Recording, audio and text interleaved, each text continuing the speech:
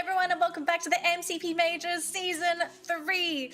We are in a whole new world, folks, because we have had the great roster shuffling. I'm so excited. I actually almost forgot to introduce everybody to the stream. Of course, you have myself, Jenna Lee, but then you can see joining me today, or at least for maybe most of this week, we have Abstract and, of course, the Mustachio AJ. Gentlemen, how you doing? Let's start with AJ first. I am nervous. The great shuffle. Right after that, we will have some teams, within a little bit of a fix as they try to determine exactly where their drop zone is going to be. But as far as GeekFam's concerned, as long as Vete Esports is not in the same group as them, they're going to be happy all the way to the bank. But of course, they have to still go through those tests with them, when those groups meet either way. Abstract? Well, with the grid shuffle, we don't really have any idea whether the teams are gonna change their playstyles or whatnot, but I do agree about the Geek Fam and the Vede Esports drama thing going on. Sadly, we won't really see that as much anymore, but, Vede Esports, if you're listening to this, just keep on doing what you always do. Just seek out for Geek Fam, I don't care. It might end up being a thing, but who knows? But I think this is going to be a really exciting week because, of course, with the shuffles, changes upon us, and I think we've seen this in the past seasons. What happens when you have the great shuffling? We see some teams struggle, we see some teams thrive, and especially with the teams that thrive, it generally ends up being the underdogs, weirdly enough. So I'm curious to see what teams are going to benefit the most from the shuffles. Now, mind you, to all of our viewers, we kind of did get a sneak peek of the shuffles and the brand new groups, and I have to say, I'm looking at the groups and I'm just like, who let this happen? Because I didn't expect that group in particular to kind of be there. But before we take a look at the groups, I kind of want to hear your thoughts as well. Like, were there any groups that you were surprised with? Were there any groups that you think are just like, oh, okay, spicy? Just like before the shuffle, I feel like Garena has kept it quite balanced all throughout the groups. It's just that Group A has got quite a number of teams who have the potential to be the best grouping throughout the whole competition, right? But then again, it does depend on whether or not teams like Orange Esports as well as Bloody Heads kind of improve along the way. Now, if they don't, then the groupings kind of stay balanced all throughout. Abstract? Well, it is. I mean, when it comes down to this time, Group C is definitely everyone's scary ones, which you guys will see in a bit. A slight little teaser. But previously, A and C is understandably the strong one and the scary one. And Group B was just kind of like meh towards a certain extent. However, Group B ended up surprising me a lot, and I would love to see what those teams become, or rather, which group they started to go into now. Yeah. Now, speaking of the groups, here's just the map lineup for today. So we're going to be starting off with the wonderful sunny shores of Bermuda, and then we're going to rotate onto the dry, sandy dunes of Kalahari for our second matches. Now, just a quick reminder for people that are just tuning in, how does the point system work? So teams that secure the Booyah, you'll be getting 12 points to your name. Second place, you'll get 9. Third, you get 8. And then it does go down as you rank lower and lower in that round. And unfortunately, if you wind up in 11th or 12th place during the round, you're going to be taking home 0 points. This can be offset, however, with the kills. We have seen some teams be very kill heavy, and it has worked to their benefit, especially if they have a pretty tough round where they don't end up very high on the leaderboard. But most importantly, here are our new groups. Now, if you move your eyes to the bottom of the group, you're going to see two teams in particular, which I'm very surprised were put into the exact same group. I need to know your thoughts on this as well, AJ and Abstract. Firstly, I'm going to ask Abstract, what do you think about Group C? The teaser is out, no longer a teaser. Group C is definitely scary to a certain extent, right? Because out of all 6 teams, the 2 teams, which is Blacklist International as well as Geek Fam, they understandably look super scary. At first, when I was looking at AKO Ligers, I was like, yeah, these look kind of scary too. Except that I completely forgot about the fact that AKO Ligers, they did manage to have some kind of change to the lineup. They are no longer the same AKO Ligers anymore as such. They are not doing very well at this very instance, putting themselves at 16th place. So unfortunately, it is what it is. While WTG Expert all the way at the bottom, while Ego Oblivions, well, they are somewhere in the middle. So pretty heavy, but also average at the same time. Yeah. Now, just very quickly, here's just a quick reminder of the league stage prize pool. So these teams are currently playing for this money But just in case you don't know, this is not what the teams are only playing for. So this is just the league stage. The bigger prize is top 12, because if you make it to top 12, there's going to be a separate grand final, and that grand final has its own prize pool. So this is sort of like the icing. I guess it's the cream, right? And then you have the icing, which is that grand final. So just a quick heads up, these teams, they do play for something here, but they're also playing for something more, which is top 12. But AJ, I'm going to rotate over to you because you didn't really get a chance to speak about the groupings. I want to hear your thoughts about the groups. I'm not dying over the groups. At the very same time, I'm not really seeing any one of those groups being the group of death, right? Because although Group C does have your number 1 and your number 2 ranked within the group stages itself, 4 of those other teams, for example, Ego Oblivions, they sit down in the 11th spot. All of the rest of them in Group C, they are right below. So, I mean, I call that kind of balance. And Group B, if you ask me, is potentially the ones who might hit the hardest. You've got Hard to Get, you've got Toda in there, you've got Vete Esports, you've got Orange Esports, you've got Axis Esports, as well as Scriptshots. Now, I know Scriptshots is in the 15th spot at the moment, but Scriptshots is also the team which is very mechanically capable. It's just that they are not able to finish off their opponents. Now, to put that into perspective, they've got one of the most headshots in the competition, all right? They've got 100 headshots, but after the knocks that they initially get, they just don't finish off their opponents, and hence why they sit down in the 15th spot. So Group B, I believe, is one that we really need to keep our eyes peeled for, Daddy. Very interesting. So very quickly, right, here's the standings for all of our viewers. We're at the halfway mark here. Okay, so this is exactly the halfway mark. We're going to be getting, of course, 2 more weeks of play days for these teams to secure these points. But I want to have a discussion here because, again, we're going to shoot the spotlight here onto C, but this is also going to kind of reflect onto the rest of the groups. Yep. So essentially the situation that's happening with C is that not only do the teams in C have to sort of deal with Blacklist and GeekFam, but this actually might change the race for first, won't it? Because Blacklist and GeekFam now need to constantly compete with each other for these points. Whereas if they were in separate groups like last time, it was way easier for them to quote-unquote farm the other 2 groups. I kind of want to hear your thoughts about the fact that these 2 teams are placed together. Like, are there other teams that like going to kind of benefit out of this? Because I'm looking at Do Easy, who's in Group A, and they're essentially the team to look out for in Group A. I mean, if I was Do Easy, I'd be freaking happy. Abstract, I'll take this one first, right? In the department of rushing in for the Booyahs, yes, Blacklist as well as GeekFam, they are going to go loggerheads against each other. But in terms of contesting for the initial drop spots, this is the 2 teams that have known each other so well right now in the competition that they do not ever visit the other one's site, right? So I feel like an early game that just gives both of these squads a lot of momentum to pick up the kills against the rest and then meet at the final zone just to decide exactly who's boss at the end of the day.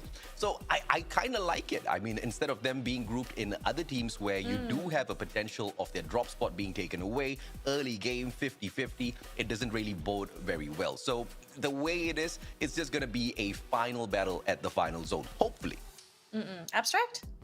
Now, how I'm looking at things is more of like a grand scheme of kind of thing, right?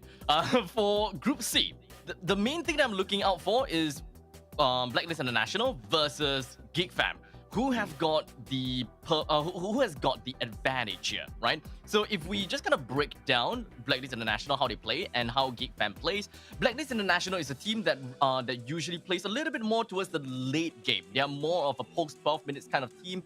They play long ranged and they like to fight over at the later stages, right? So they get the booyah and then they get the kills. So they are rather tallied out. While for GeekFam is a little bit different, right? They tend to play a lot more aggressive in the mid stages of the game. As such, there are actually a lot of cannon fodder within of Group C, which GeekFam can actually take advantage of as compared to Blacklist International. Now, speaking of taking advantage of, you better also take advantage of our giveaway later on during the stream. As you can see down below, we're going to be giving away 2 Lucky Koi AWM crates. That's it. 2 free crates. If you do want Yep. to claim that, make sure you stick around, wait for the code. And once we do flash that code, you can share it to everyone that you know, because it is not a first come, first serve code. It is a free for all code, but everyone can claim it. But this code does expire really quickly. So once it pops up, share it ASAP so that everyone you know will be able to get those goodies. Firstly, thank you to Garina for making this happen, because we've been having giveaways for every stream. So if you do want to join in for more giveaways, join into more streams. Hang out with us. Not with Abstract. Here's the weird one. Can continue. Okay. Yeah. Anyways, moving on. So we're going to be jumping into our first game in just a moment. So of course it's going to be teams in groups A versus B. That means the big dogs are going to have to wait for their turn. Yeah. And we're also going to be jumping into Bermuda. So knowing these new groups, these teams that are going to be competing with each other, I think this is now going to be an interesting race with these two groupings, right? Because you basically eliminated the top 2 dogs. The third dog is there in Do Easy, but just looking at these new groups, guys, let's start with Abstract. I know he's itching to go. How are you feeling about these 2 groups? Who do you think is going to benefit the most in this A versus B matchup? Well, A versus B matchup, right? Okay, let me just pull that out real quickly. There's Do Easy, Bloody has Overdose. You know, it's honestly, it's kind of tough for me to say that, because when it comes down to A and B, there is some form of balance in between the two of them. Yes, B definitely will have a little bit more higher rankers within the ranks, such as Hard to Get. We have Todak and in that, while Group A, we have Do Easy, and they are pretty scary so far. So understandably, if A and B goes up against one another, to be fairly honest, I think that specifically Do Easy will have a pretty good chance in all of that. So it is still pretty unpredictable, especially since how Script Shots and Eastern Wolves gangs, they have exceeded my expectation time and time again, and I would love to be wowed this time.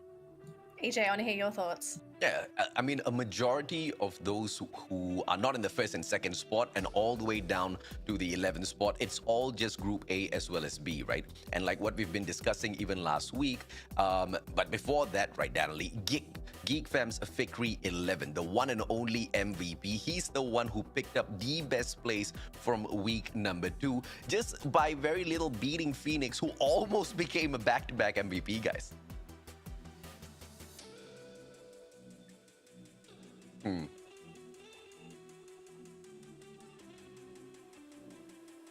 Yeah.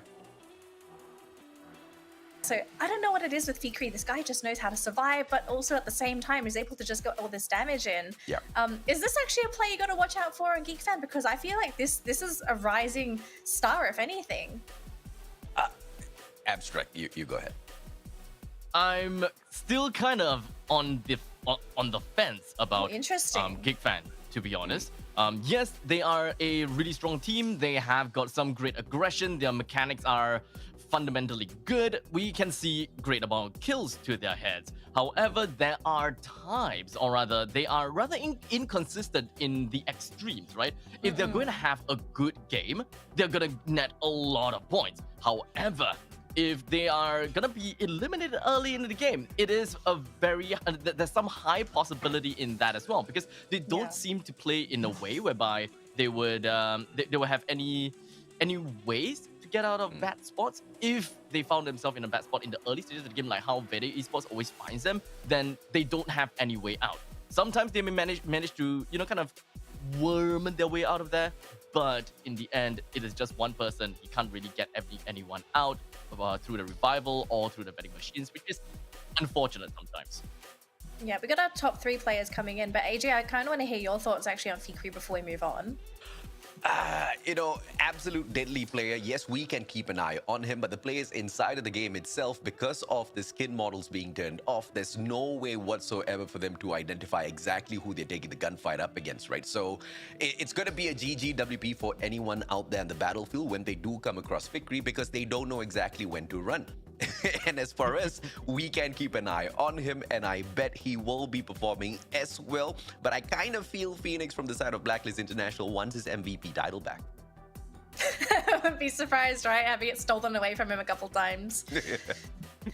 Man, so just very quickly, we're going to take a look at Oren's stats down here as well. So he's essentially the second player on the list here, and he's got 49 total kills. He's got a little bit less damage than Fikri, but again, it's a testament to Fikri surviving for so long, right? Sometimes you see Oren being taken out a little bit early, but for him to still be able to maintain this 25,000 damage, I think it just shows how accurate he is and aggressive he is during those fights as well, because we're always seeing Oren being that frontliner, right? Being that rusher, he has to be the first one to go in. He's going to take the first pot shots, but he's making openings for his team.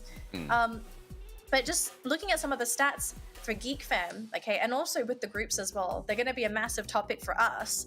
We saw last time that ultimately they had a group disadvantage. Every time they played up against Group C, it was like a switched off and the team just looked completely different.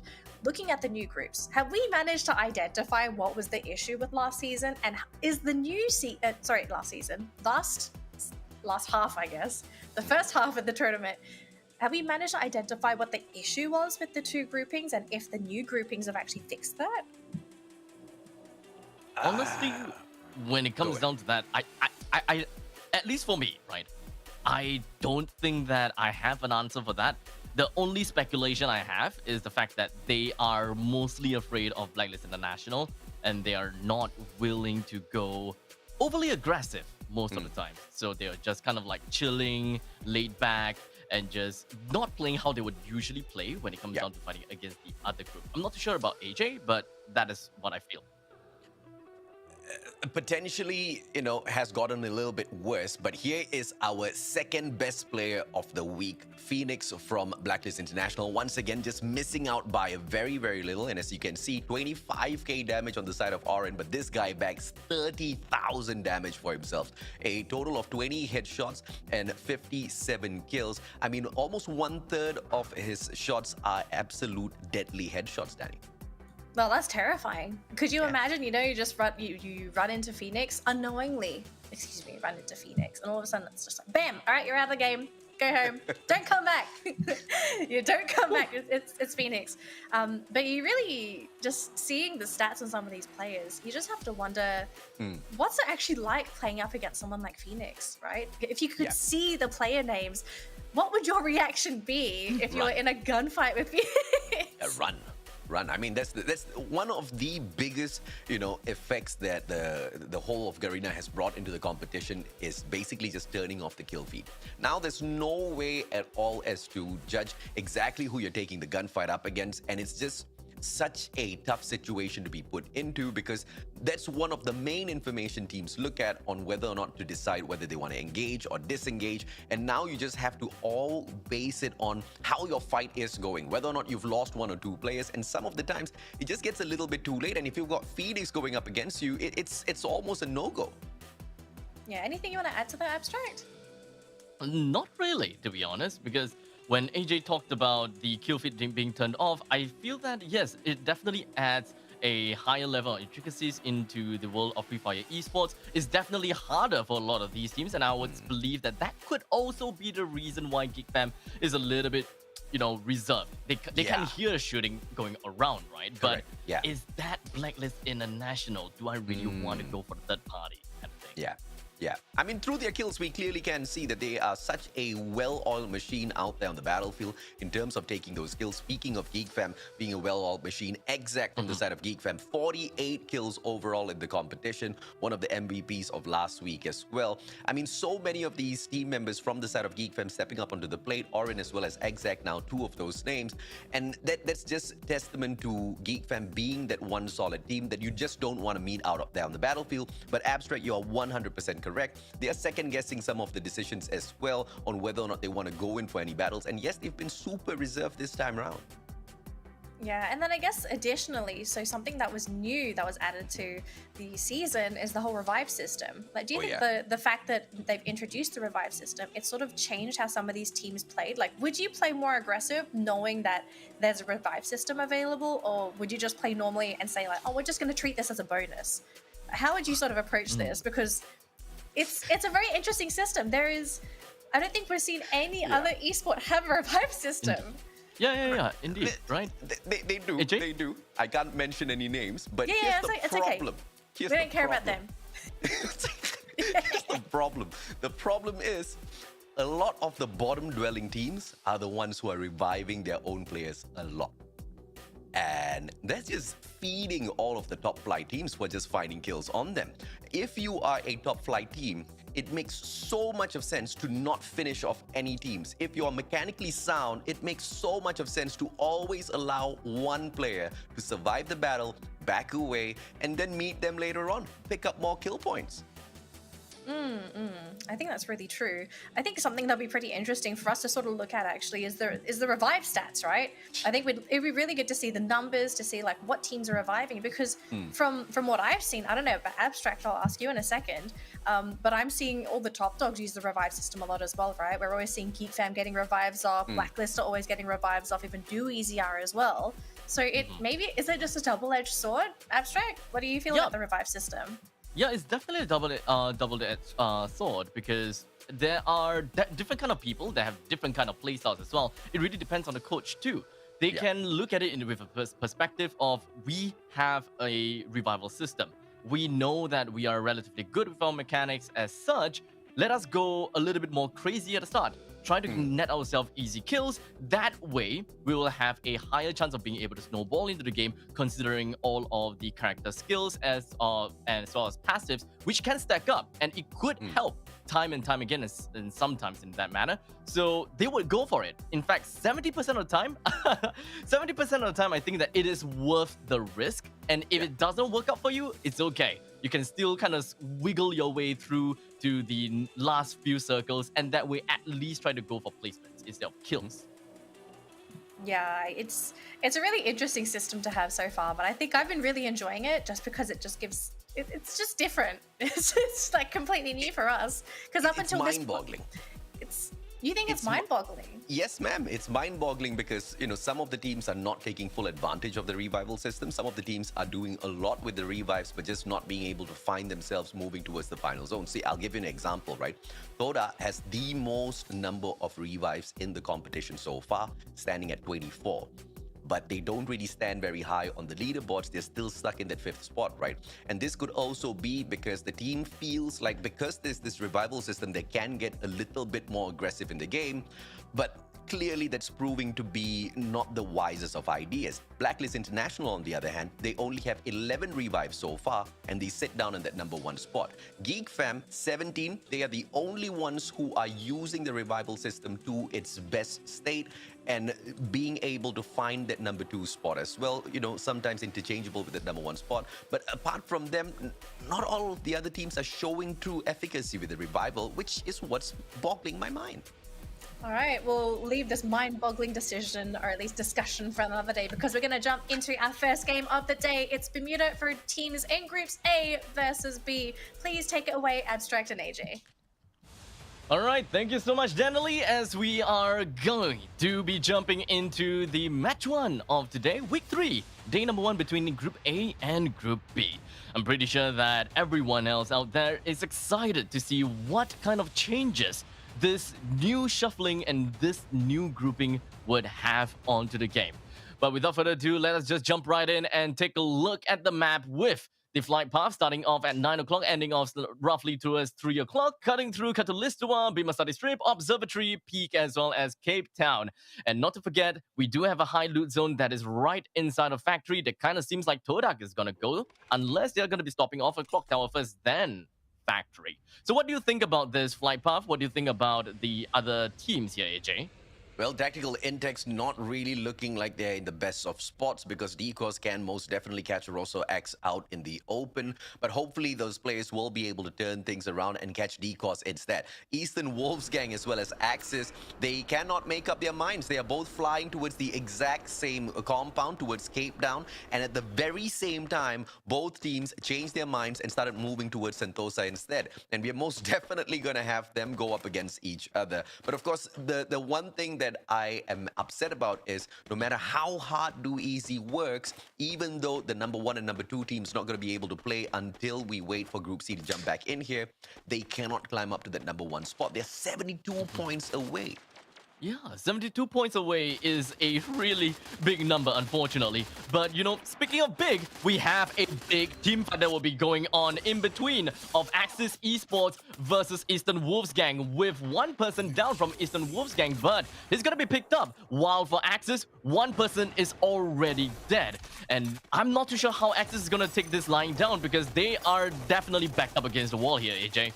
Oh yeah, absolutely. Vegeta now down on the ground. Jace with a beautiful push off that charge buster. Too fast GG, the final player alive and kicking, needs to back away from the situation. Does have the vehicle on him, which means maneuverability around the battlefield is a possibility, but he needs to act now and he needs to act fast. X-Bot bleeding out is not going to be too much of a trouble as long as Too Fast GG can remain alive for the rest of the teams. And let's see if or not he will be able to do exactly that.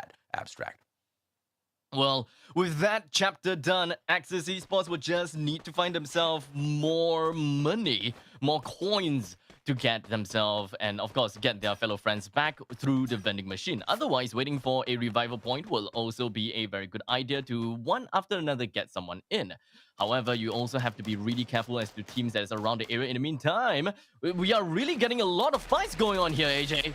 Oh yeah, absolutely, as Icon gets caught by the players of Bloody Head. Bloody Head, one of the teams that's just not making full use of the revival system throughout the whole league stage. Only 5 revives so far, Abstract. That pretty much means that whatever fight they get into, they're just going big or going home. Yeah. With that all said, okay, this time they went big. This time. Yeah, hella big this time round. Bloody Head's 4 kills up in arms so far at the get-go, and they want to make week number 3 the absolute best for themselves. This team, they've not been blowing hot and cold, but they've most definitely have not been showing their best version in here so far. Only 1 booyah to their name, 90 kills and 115 on the placement points. I know they can most definitely do better, but they have to start taking more advantage of all of those revivals, because you have to make those plays. Like you said, right, go big or go home. Some of those fights, I feel like they didn't really need to go big. They could have backed away. They could have just defected from that particular situation much earlier, just to play the game of survival. Abstract. Yeah, indeed. There are definitely many times that we should have seen teams being able to run away, but sometimes the resilience isn't quite enough, unfortunately. In this case, I'm not too sure about Bloody Heads and, of course, how their escaping capabilities really is, but, maybe this time the shuffle is going to tell a slightly different story, and I'm very much looking forward to it. Speaking of looking forward to something, it is going to be the circle that I'm looking forward to. And the circle pushes all the way down to the southern side of Bermuda, with Factory being right smack in the center. Oh, now, Overdose, they're literally just gonna be surrounding, or rather cycling around Factory. I'm not too sure whether they are looking for a ridge to play around on, or they're just waiting for someone inside of Factory to set up, because they are almost maybe 99% sure that someone's in there, because it is a high loot area after all. Well, let's see if we're not hard to get, we'll be able to find the players off to. Oh my lord! How did Too Bad turn around 180? Shut him down! But here comes Insane as well with the backup. Jay-Z down onto the ground. Gonna be picked up by Insane as well as his Insane plays. What a great backup after Too Bad came in there for an absolute strike down. Ultra from Lyra from all afar. Spade should get taken out now. A 2v1 situation for Spade. And if he survives this, it will be a miracle. Turns around from inside. Mag 7's not going to be doing much, and the Charge Buster is the ever so winner. Do Easy, losing so many of the players with just now Gemball left alive, has to play the game of survival. In the meantime, Axis Esports, they are no longer they're no longer a team with a lone wolf, because Neptune is back into the game together with Too Fast GG. So at least they will have a better chance than Do Easy. I definitely do not like the very fact that Do Easy is having such an unfortunate spot right now, because of the fact that, yes, Icon is knocked out. However, there must still be a team to take the 11th place. And being in the 11th place means that you would get no placement points. And it will hurt me, and it will hurt them a lot. especially since they are in the third place. They need to stay consistent as much as possible, and every single game that they play, they need to be ahead of their game if they want to catch up to Geek Fam or even Blacklist International. Group A versus Group B is most definitely going to be very tough for all of the teams to pick up points, because that's exactly where we see so many capable squads, right? When you look at Group C, yes, you do have the two titans in there, Blacklist as well as Geek Fam, who sit in the number 1 and number 2 spot. But Ego Oblivions, Umbrella Reborn, AKO Ligers, as well as WTEG Expert, these teams have all been suffering. They've all been struggling in the competition so far. And that's exactly why we see this particular matchup between A and B just being so tight. And now Tactical Intex getting caught right in front of the players of Toda. Pedro, Charge Buster, charging it up, but Rawana will be backing away, steps on out and eats the Charge Buster straight out of Pedro's hands. Literally busted in the face. And just like that, we have more members are just dropping like grapes. And in this case, Tactical Intex is not having it at all. Well, how about the other part of the map, right? Because when it comes down to Factory, we have two other members coming from the side of Tactical Intex that is still around, with one man not too sure where he went. Oh, they are in a vehicle together. So Tactical Intex taking this chance to absolutely run away, but hopefully that they would not bump into any teams, because we have Overdose onto their left side, and we also have Orange Esports on the right side. In the meantime, Axis Esports is now going to be eliminated at 11th place with, unfortunately, no placement points. I don't know what's up with Axis Esports. I mean, they used to be one of my most favorite teams out here on Free Fire, and I'm talking about Freedom Rumble before they got acquired.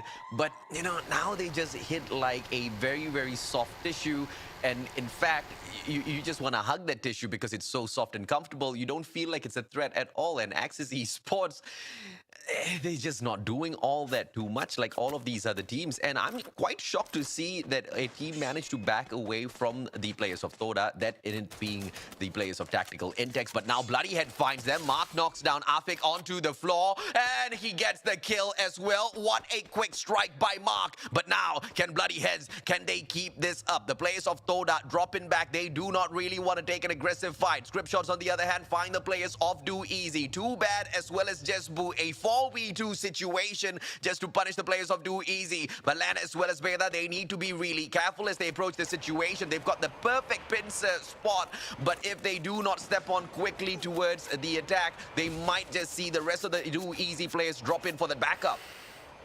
And just like that, at least the thing is, we have a revival point that's right in front of their faces, but it doesn't seem like Scriptshot is able to get himself out of this danger, though. Too bad. All the way at the top of the building, literally saying too bad to the opponents, but you can hear it just right. You heard AJ going, oh, why? Because Orange Esports Jabbat just casually stole the 2 kills right under the nose of the Scriptshot members. Oh, Do Easy is going to be so mad about that. Tactical Intex in the fray as well, ladies, German boys and girls. But the biggest winner in the fray so far is the players of Orange Esports. And Do Easy just continuing this battle against Script Shots. Just Boo now dropping a little bit too low. And as he tries to circle around, Too Bad should be able to find his back. And they should be able to back each other all the way up. And on the other side, we do see the rest of the players of Do Easy. They still take this fight. Tactical Intex not really chipping in all that too much just yet, but Jabat now from the side of Orange Esports.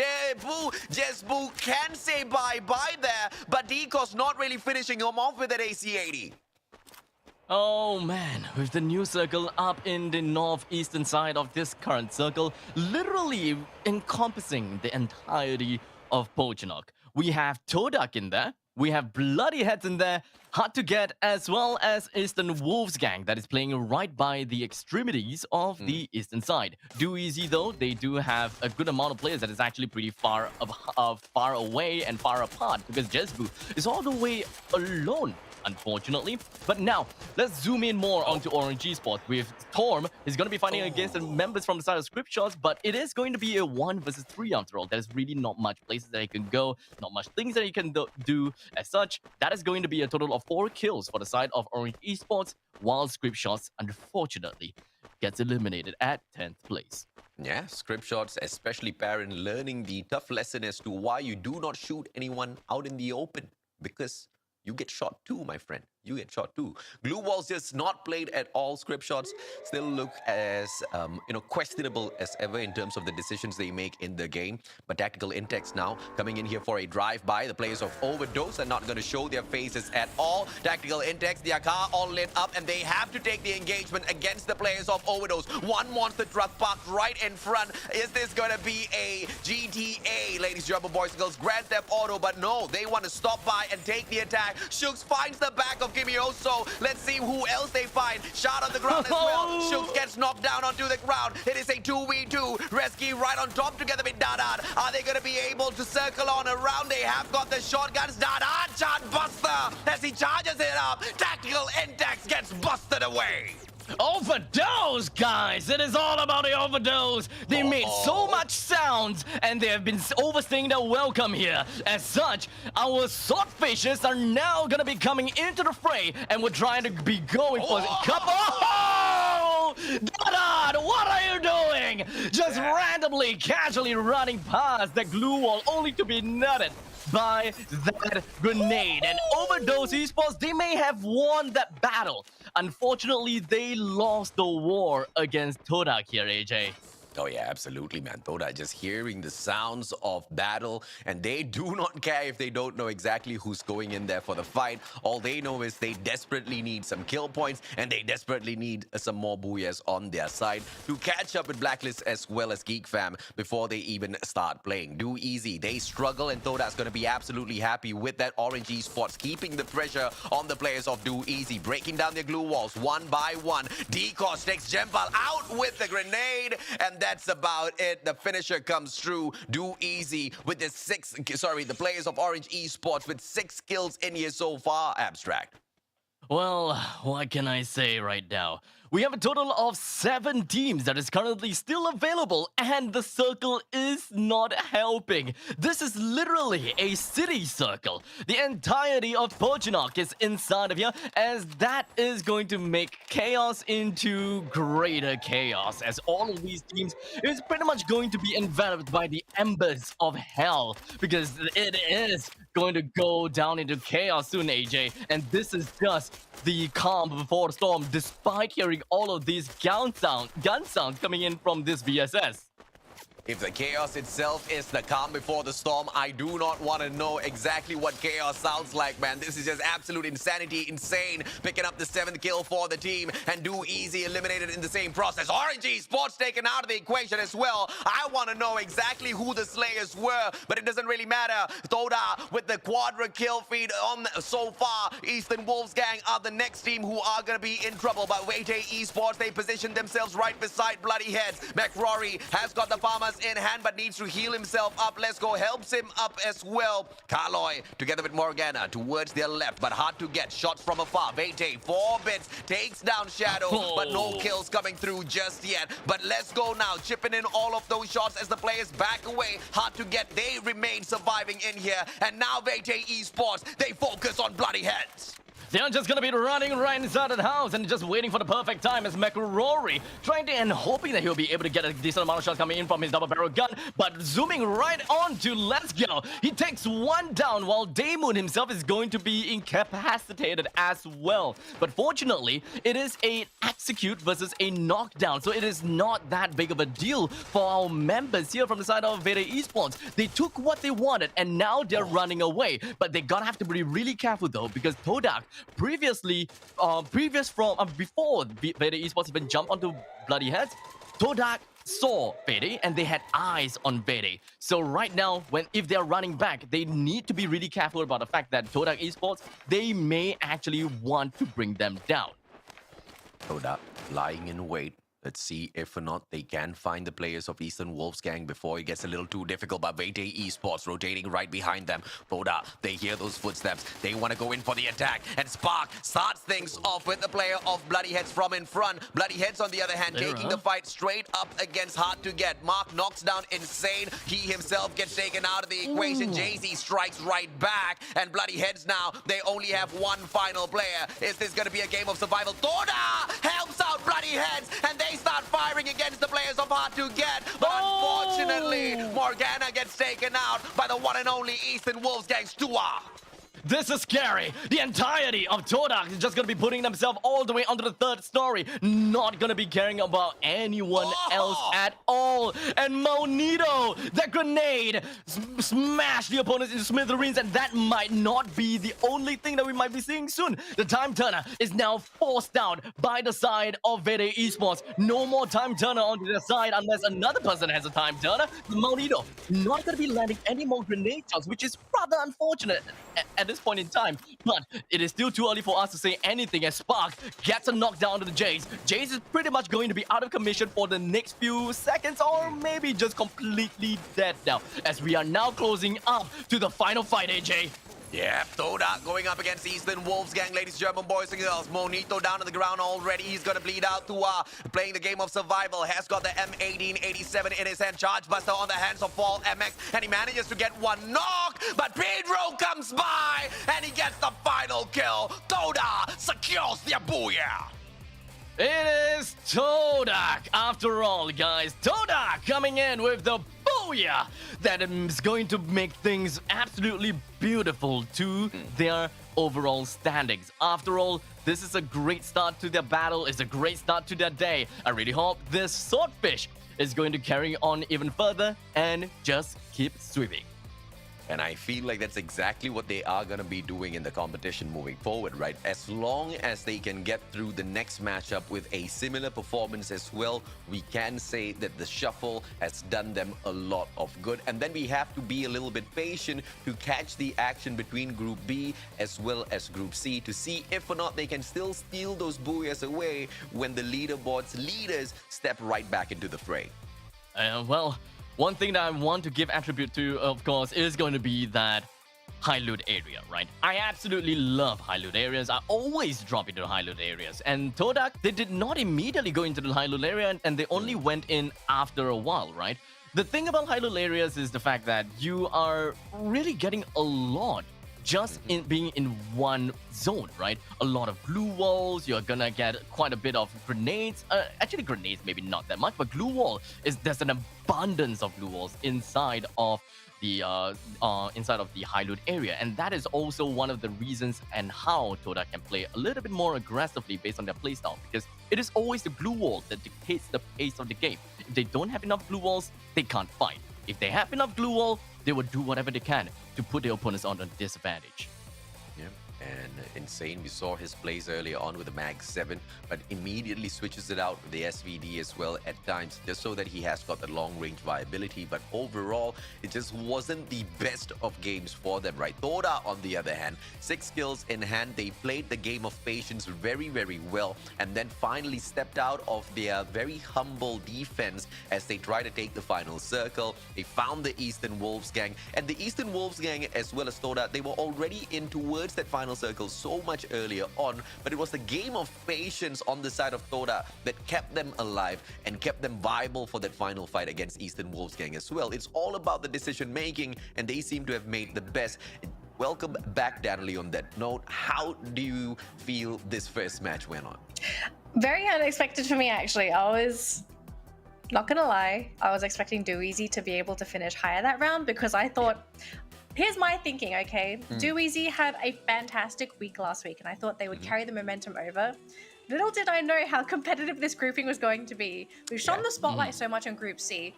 We didn't give enough credit to these two groupings as well, because we have a lot of top competing teams in these two groups in particular. Yes, and it's just, wow. I really think this grouping in particular, A versus B, is going to be a massive decider when it comes to points. I think we're going to be seeing some comebacks here. Agreed. Man, all right, I don't know how to begin, actually, because we've just had the shuffle. We've just had our first grouping. But I guess let's start off pretty broadly, right? Just looking at what we've seen so far, we've just had our first drop and whatnot. Did you see anything out of the ordinary for these teams? Did they try and do anything funky, considering that this is the first day of the new shuffles? Axis Esports. That's it? You're just going to Axis Esports? Yeah, I mean, Yeah, Axis, very specifically Axis, because they kind of tandemed in towards that first drop. Who was it that shared it with them? Was it Eastern Wolves Gang, or it couldn't be Icon, because Icon was taking the fight up against hard to get, I believe. But it's just the initial drop by Axis Esports where some of those players could have Bloody kind heads. of bailed from that situation, and it just wasn't something that they did, right? And I am quite surprised, because Axis Esports, decision making aside, they used to be quite a deadly team when it came to the mechanical skills. They used to pick up a lot of points just from the kills, right? But this time around, they're just not showing up on those maps. Yeah, maybe, I mean, they could have tried something new. Speaking of new, here is the standings for the match that we've just concluded. So Todak, not only did they come home with the booyah, but they also got 9 kills, which means they've topped the leaderboard and will take home 21 points in their first game of the day. This is going to be so exciting for Todak as well, because we had high expectations for this team, and this might be the ball that they needed to get rolling. So the next round is going to be pretty interesting. Eastern Wolves Gang, we've seen this team do really well in the previous grouping, so no surprise that these guys do equally well here.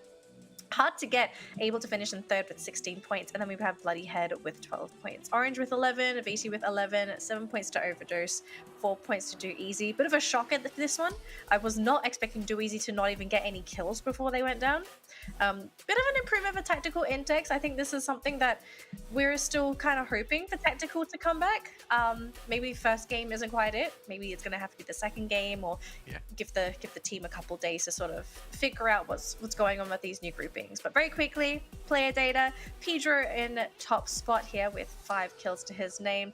But Tua actually also getting 5 kills from Eastern Wolves Gang. Speaking of Tua, I felt really bad for him during that last round, because he was stuck in the building and there was literally nowhere for him to go to escape the blue zone. I felt really bad for him. I was thinking, if he managed to get out, could we have seen an Eastern Wolves Gang booyah? Because he was doing a lot of the heavy lifting that round.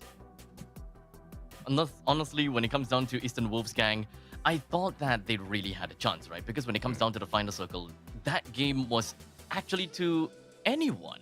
Todak came out of that with, of course, 1 person, and when it comes down to Eastern Wolf Gangs, they also had 1 person. Charge Buster is a timing-based weapon. If you are able to time your opponent's movements, the better it is. However, Todak at the final part of the circle kind of seems as though he got lost a little bit because of the glue wall that he just recently placed, or rather, the glue wall that was already there. Right, so he wasn't really sure what to do. While Eastern Wolves Gang, he was charging up his charge faster, but because of that, the timing changed, and such, Todak actually managed to get himself out of the crosshairs of the Eastern Wolves Gang's charge buster, and I think that quite a bit of luck was involved in that win. I wouldn't say that Todak won that completely and entirely out of luck, but I will say that there are elements of luck that we should be taking a look at into these games from the start of Free Fire 2. AG, do you think it was also a case of luck, or maybe just like mispreparation for that final circle from Eastern Wolves? I think Eastern Wolves Gang, they can most definitely hold their own against the top squads as well. But in this time round, I feel like Pedro was just the one who was a little bit faster than these players, right? Overall, Thoda, if you want to compare them to the Eastern Wolves Gang, I have to say Thoda is better when it comes down to the mechanical capabilities. And I feel like they will go ahead to prove that in the coming rounds as well. And of course, Eastern Wolves Gang, they most definitely can prove me wrong in the next opportunity that they get. And that opportunity might be now, AJ, because we're going to be jumping into game 2 of today for teams in groups A versus B. This time we're going over to the sandy dunes of Kalahari, or as Abstract likes to call it, Calamari. Calamari! I will let you two take it away. Gentlemen, good luck and have fun with the match. Thank you very much, Danielle. Ladies and gentlemen, boys and girls, we welcome you back once again to Flight Kalahari. As we swoop on in this time around, we need not worry about the kings of Kalahari Blacklist International themselves, the ones who are sitting at the #1 spot of the leaderboard. They are in Group C. They will be playing a little bit later. But as far as Group A as well as Group B is concerned, the fight is still as hot as ever. A lot of these teams just way too close to each other on the leaderboard in terms of those points. One good game from any one of them can launch them up the leaderboards. Toda themselves have managed to find themselves just very close to do easy right now, and one more solid round can put them in the third placing abstract. Well, indeed. I want to see how this game is going to be Axis moving out to Tactical. be Axis. Let's take a look at Axis. Since you were pointing out on them, they went all the way into Council Hall, and there is one team right next to them, and that is going to be Tactical Intact. I'm pretty sure that we're going to see a fight real soon with one person already knocked down by an XM8. Definitely not the greatest way to start the fight, especially for Tactical Intact. After time and time again, I've been rooting for Tactical Intact, saying that they definitely have the mechanics, they're definitely a strong team, but looking at things right now, they are just not doing well at all, even after the group shuffle. Yeah, it's a good fight back from Ravana, but backstab by the one and only X-Spot will finish things off nice and easy. But of course, Tactical Index, I guess they can be happy with the 1 kill point that they've picked up for themselves. But you know, for a team that has tactical in their name, they surely don't seem to show a lot of great tactics whenever they take any one of these gunfights, whenever they go in there for any one of their first drops.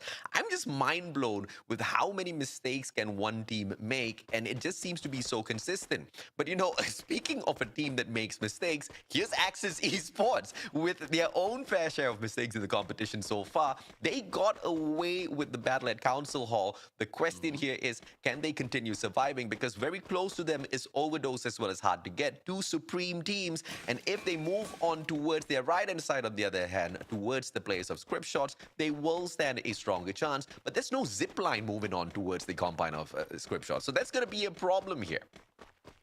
Well, you definitely got it right about Axis Esports, right? They have their own fair share of mistakes here and there. And don't get me wrong, I feel that every single one of these teams are pretty strong in their own regards as well. Different kind of elements that they are good at, be it close range, mid-range, or perhaps even far range. Sometimes when it comes down to decision making, that is where some of these mistakes will come in too.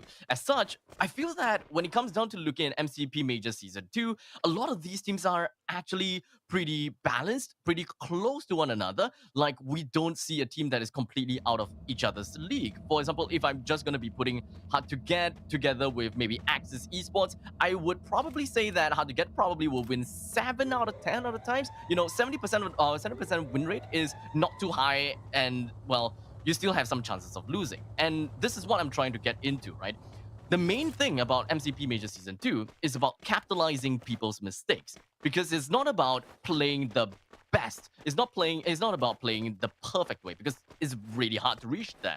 So being adaptive to your opponents and understanding what they're doing wrong may actually come up to be a viable tactic in order to when it comes down to making your own decisions how to move or who to attack.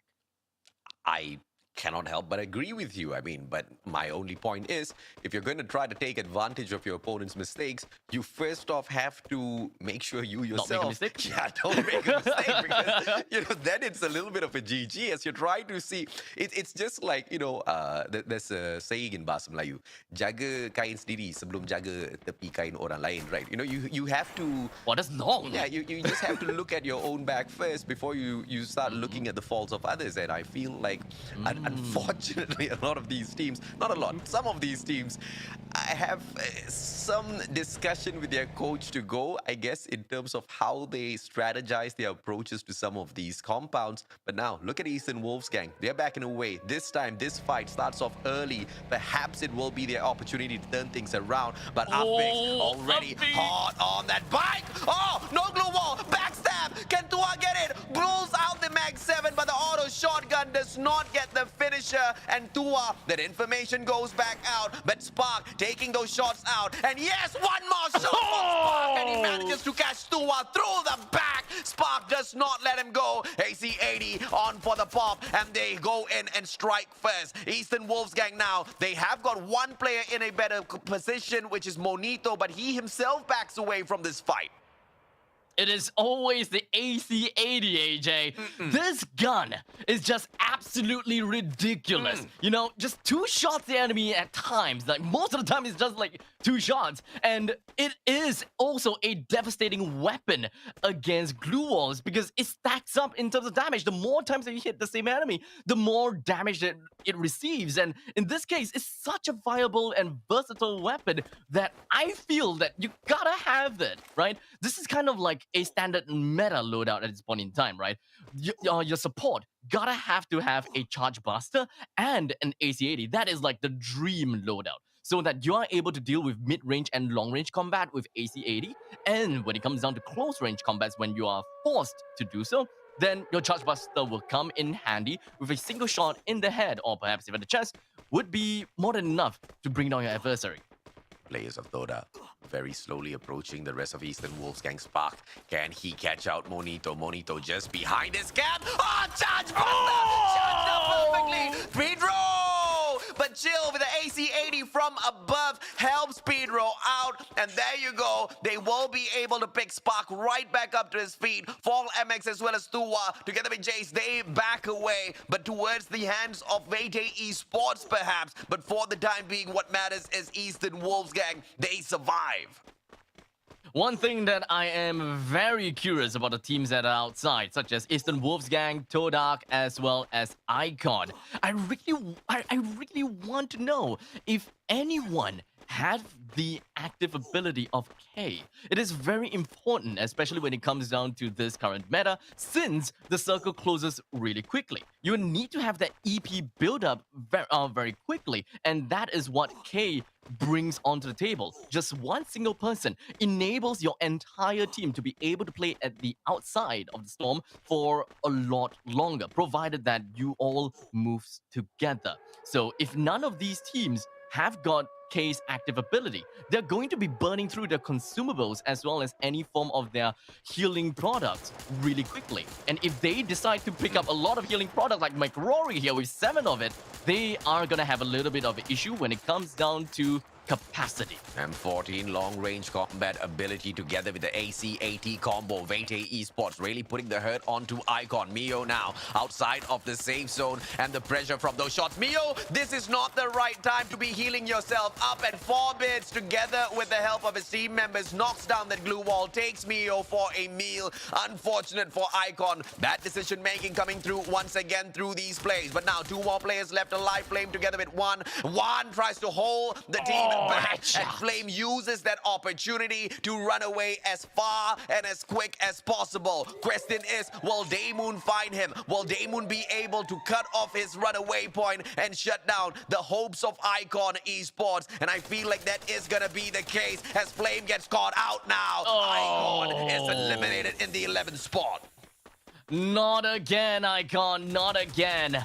I thought that their quick decision making was actually pretty good, considering the fact that they immediately started to run away, but it didn't really work out very well for them in the end. So, well, let bygones be bygones. But one thing that's not bygones is Axis, because right now they're doing a pretty decent job against the members from the side of Overdose. They did manage to get one person knocked down, only for me to jinx them and have one person knocked down for themselves, while they are all fighting inside of this time turner. Vegeta was hoping that he will be able to run right out and, of course, deal with the enemies. Now Overdose left with one person left. Archop is just going to be confining himself inside of this glue wall, and they are going to execute that one member from the side of Axis Esports. 2 versus 2 at this point in time. Axis will want to bring back Vegeta right now, while the dart from Overdose is now executed, or rather, he has timed out.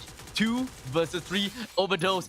They need to understand the kind of positioning that they are at right now. Yeah, they understand that real well as they back away just for the better defense. They need to be able to hold on to it, but Pin manages to find a good spot, but pulls out the glue wall and does absolutely nothing with it. Gets sprayed down a little too easily. On that note of saying easy, do easy has been taken out of the equation once again, and that just puts Toda in the best position of all to replace them in the 3rd spot, as long as they can continue doing well. Achab firing up the grenade already, but who's he gonna toss it against? Axis Esports or the oncoming Orange Esports? Either way, this guy is toast. This guy is toast. This guy is toast. Okay, sorry, never mind. I'm gonna be moving on right now. Now, the thing is, when it comes down to Ajab, he is toast as well. Orange Esports, they're just gonna be moving on with one person down from the side of rival, but I don't think that they are in a good spot to actually help him. Fortunately, there is a treatment gun, so they can actually put him on the ground for a little while longer and not be timed out, because there is a tower behind him, and of course it is going to keep him away from the crosshairs of the opponent. So at least when it comes down to Orange Esports, they are going to be doing pretty well for now. The next circle is of course going to be closing in real soon in 50 seconds, and that circle is going to be right on top of Axis Esports, which they are going to be pretty happy about. But Alira brings one person down and chill with another 1-for-1 trade. Hard to get. They may be able to get themselves a fight against Todak here, AJ. Oh, look at this, the long flank coming through from Apix with the AC-80, and now he's going to be damaging them from the back, distracting the players whilst the rest of the Toda squad, they approach the situation. Spark with the charge buster in his hands. Insane right in front. Can he charge it up perfectly? Insane not anywhere near him. Pulls out the glue wall and jumps right out of the window, confusing the players of Toda. But Spark still finds him eventually, and that's not going to be possible for the rest of the players of Hard to Get as they try to back away from this situation. Toda just seems to have an eye on them. Eastern Wolfsgang coming in here just for a quick drive-by to distract Toda, but that's absolutely futile as Hard to Get is still very much in their crosshairs. Pedro, charge buster! But he gets put down onto the ground with the M1887. And now Jay-Z and Alira, can they survive this to shut down Toda? Spark really low on HP. Backstab! Backstab by the M1887. And Jay-Z still running the show. Afix, final player in here. Can Jay-Z get the shot? Afix needs to survive no matter what. Backstab! And Jay-Z for the side of Hard to Get allows the team to survive.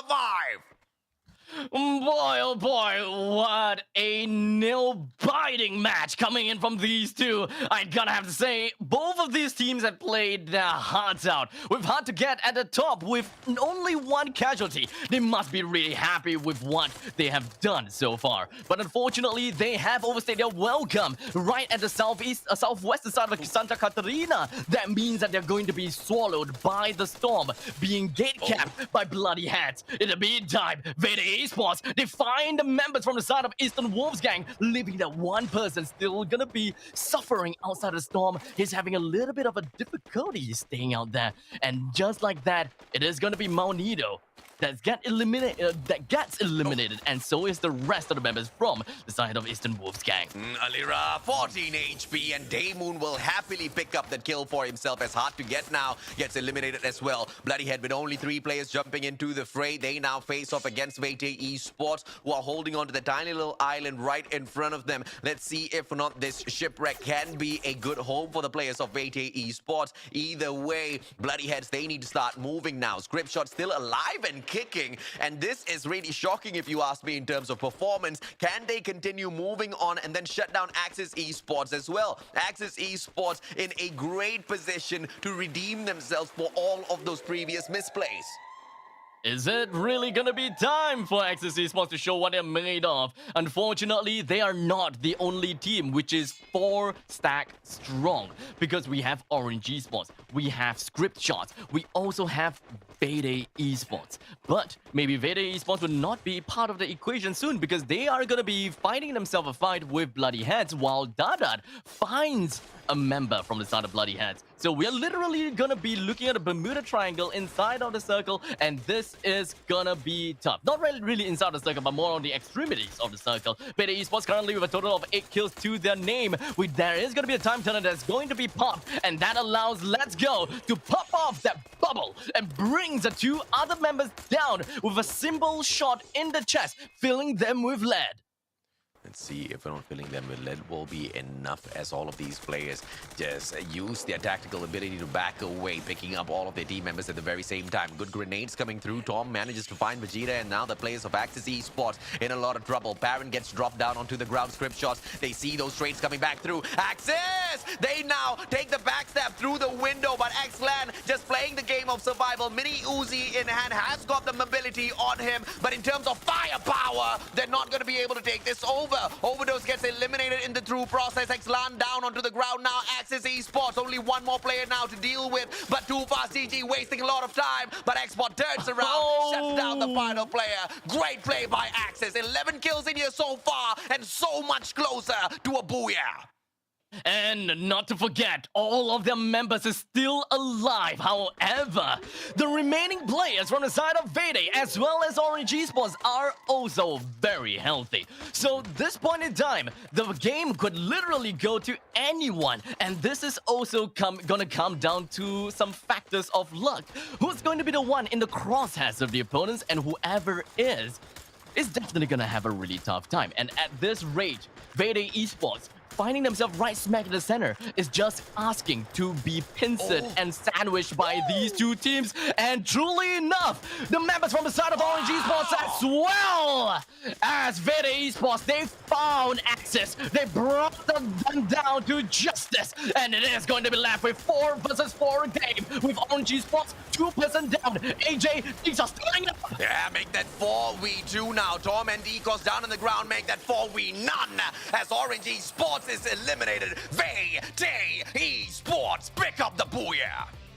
Vayde Esports, ladies and gentlemen, the team that I've been asking for the longest time ever, what happened to you, is finally gonna get themselves the booyah right off the start of this new grouping. Perhaps Vayde Esports is really happy about this current grouping, putting themselves right inside of this group, and of course, putting himself in Group B, the one that they gotta have to look out for is Todak as well as Hunt to Get. These two teams are not easy, but yet they found themselves right on the top, and they sure will be happy. This is just what Vayde Esports needs for themselves. They need to continuously climb up that ladder. And with one solid win, I feel like Vayde Esports will be able to climb not 1, but 2 spots over Overdose as well as the Eastern Wolves gang to catch up with the players of Toda in that 6th spot. And this is just absolutely insane because just last week, Vayde Esports were pretty much nowhere on the leaderboards of being a huge threat to the others. And now, with this one win, they put themselves right back in the best spot. But consistency is key. They need to keep doing this. They need to keep hitting as hard as this abstract. Indeed, right? I think that over the course of the past 2 weeks, I've kind of been looking into Vayde Esports, and yes, they were actually not too bad. You know, they're finding themselves in the middle of the overall standings, which I would say there is some form of consistency to a certain extent. But I suppose that I've kind of overestimated them quite a bit, understandably because of their past achievements, and of course the fact that they have never changed their roster. And I just want to see Vayde Esports popping off, and seeing them getting this win is definitely a glow in my heart. I'm definitely happy, and I really hope that this is going to be the game changer to their mentality, to make them think that, hey, we have a chance in this new shuffle. Yeah, I've been watching Vayde Esports for quite a while now, and I can tell you, you most definitely did not underestimate them as a squad, right? They are as good as it gets. I still believe Vayde Esports were holding back a little bit, but I also believe the changes that Garena has, made in terms of the meta overall and reducing the number of grenades available out there on the battlefield, as well as the ability to pick up a grenade launcher from all of those ad drops, have changed the way Vayde Esports approaches these matches, Danley. Man, this was such a big turnaround. Firstly, I did not expect Vayde to be able to just come out so explosively in that round. But originally, I was thinking this was going to be Axis's game, right? Like, yes. From I had my fingers crossed. Yeah, but from the get-go, like, they were just mental. They were bloodthirsty. They were really looking for those kills. Yeah. And I was thinking, like, is this going to be the era, or at least the round for Axis? Yeah. Sadly, they missed out, but I think even though they may have missed out on the Booyah and even second place, they got, I think, 11 kills before they went down. So I think very easily they could compete for first place, or if not first, second. But wow, I mean, that was just... I'm surprised. I didn't realize how equal this grouping was. I was expecting it to be a little bit more top heavy, but we really are starting to see how well-rounded this group has ended up being. Like, you just take you take Blacklist and Geek Fam out of the equation, and it's just like everyone can compete. It's really scary. Honestly, I think this is probably my favorite grouping, but Who knows? Maybe there's going to be another grouping out there that might be a little bit more exciting. But wow, I was just Vayte outperforming themselves, Axis coming online. I felt kind of bad for Orange because it seemed like it was set up for victory for them. They didn't have to compete for entry into that late game because it was basically like Vayte, Axis, and everyone else inside the same building. So Jesus, that was just. And I don't know. I think that was the best game today, right? Well, we are 2 games in. We've got 4 more to go. I'm pretty sure we have got the opportunity to spot more, but picking up 29 points in 1 round is just close to insane. Vayte Esports is back. If anything, I want to say welcome back, right? I think this was a team that we were hoping to perform like this at some point. They've finally done it. It's during the shuffles. I'm so excited to see this team compete further in the new groupings. But 29 points for Vayte Esports. Congratulations to them. Axis, very impressive performance. I'm really looking forward to this team as well. I don't know if it's the shuffle, if someone sprinkled some fairy dust on this team, but I'm looking forward to seeing Axis coming online. Orange taking up 13 points. I think this was a well-deserved for the team. They played safe up until the late game. They managed to place second, so good stuff for Orange Esports. Hard to get, not too bad, finishing with 9 points alongside Todak. I think it was a bit of a surprise, right, after their performance last round. We were thinking Todak would be able to make it to the end, but getting cut short again, it just goes to show how incredibly crazy this grouping is. But here are the standings after those 2 rounds, and ooh, look who's going up and who's going down. Do Easy actually losing their 3rd spot to hard to get after that round. That one was a bit of a surprise because I think Do Easy only gained 4 points from those 2 rounds, which is shocking. Hot and cold. I don't want to say I told you so, but it is what it is, guys. Oh, wow. But another big winner is Vayte Esports.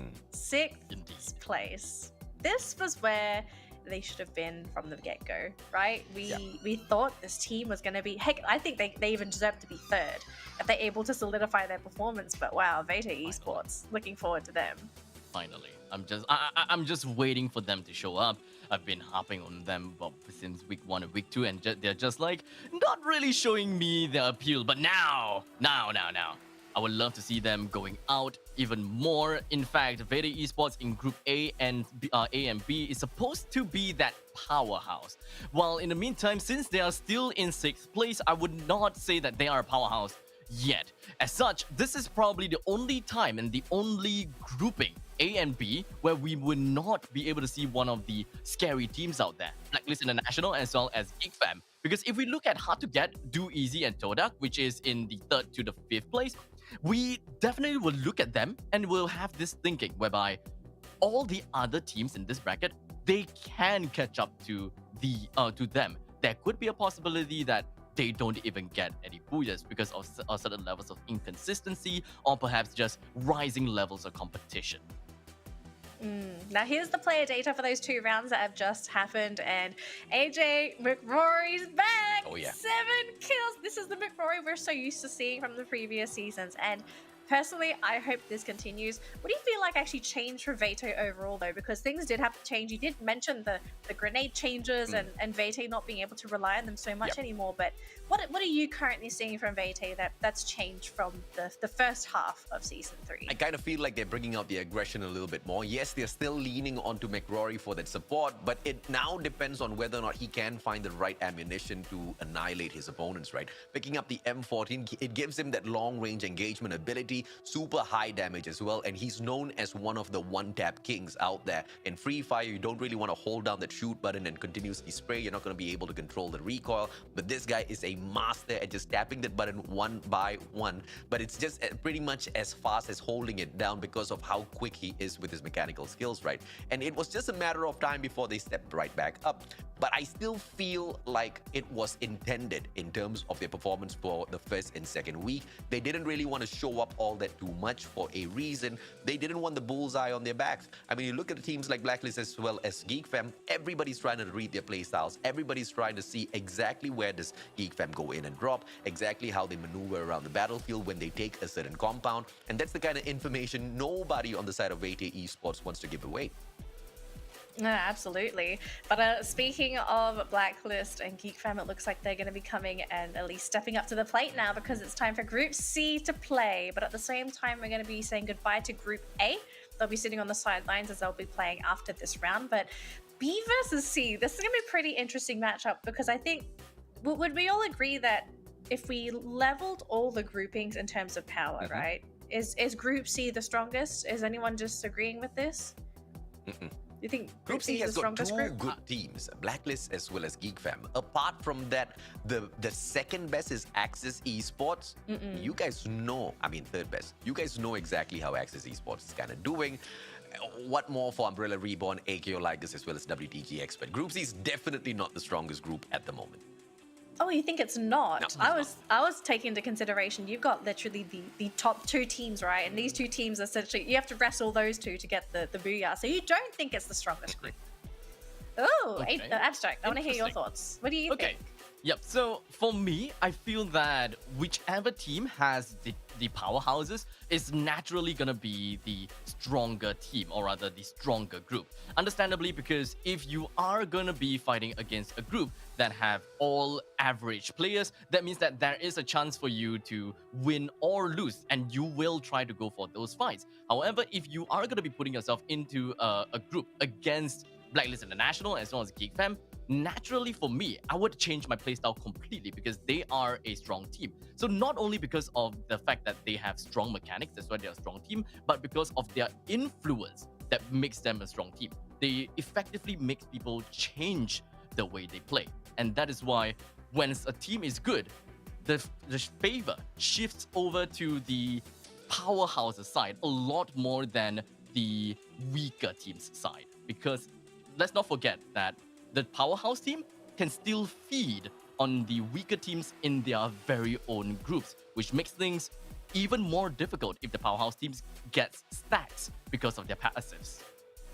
Okay, so with those arguments, okay, I want to hear firstly, Abstract, you think who is who do you think is the powerhouse group?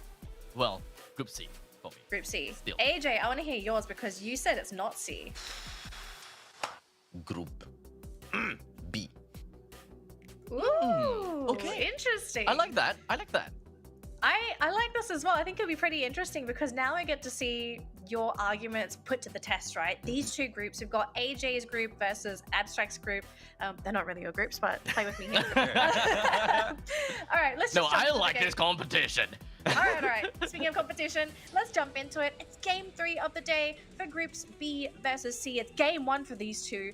And of course, it's on the wonderful sunny shores of Bermuda. Gentlemen, please take it away. Well, once again, ladies and gentlemen, all of the players are now loading in. May the odds be ever be in your favor for match 3 here in the lands of Bermuda. Group B versus Group C. Who's going to be the one to come up on top? Which team and which group is going to find themselves in a lot more difficulty as compared to the previous grouping? That is the thing that I'm very curious for. But now, let us take a look at the flight path, which will be starting off from 10 o'clock, ending off roughly around 4:30 o'clock. 4:30 o'clock.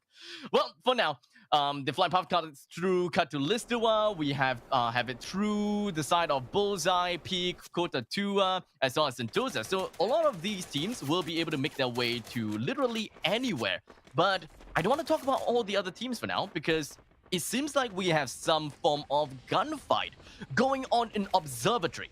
Because Script Shots as well as Orange Esports have dropped in the same place together. And if any of these teams would want to run away, there's really not much that they can go except for the slingshot that throws them over to Katulistiwa, which fortunately, no one is in there.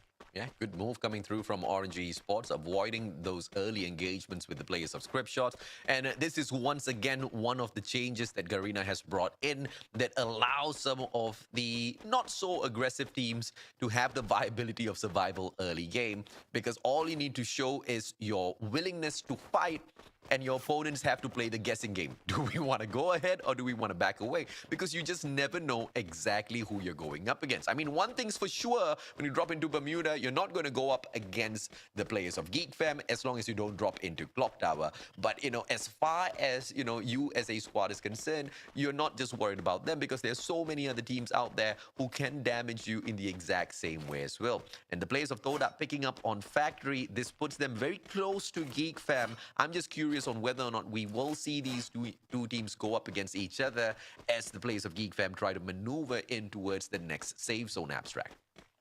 Well, speaking of the next safe zone, it is going to be at the southeastern part of Bermuda, and that is going to be the entirety of Sentosa, surprisingly inside, which Axis Esports is inside as well. All the other teams that's inside of Peak, Pochinok, Factory, Mars Electric, as well as Cape Town is gonna be pretty happy. But looking at the flight path and how things are gonna be like, we should be expecting that Peak, as well as the in between of Peak and Bemasati Strip, that fields is very likely going to be the hot zone. That is where we should be looking at quite a bit of, human traffic. I would believe that a couple of teams will go to the northern side, a couple of teams will go over to Mars Electric, but the chances of the human traffic that's just going to be clogging up the northern to the northwestern side is understandably going to be higher because of terrain advantages as well when it comes down to moving in, because you won't have to be too afraid of people hiding inside of houses, shooting you down while you're trying to get into the zone.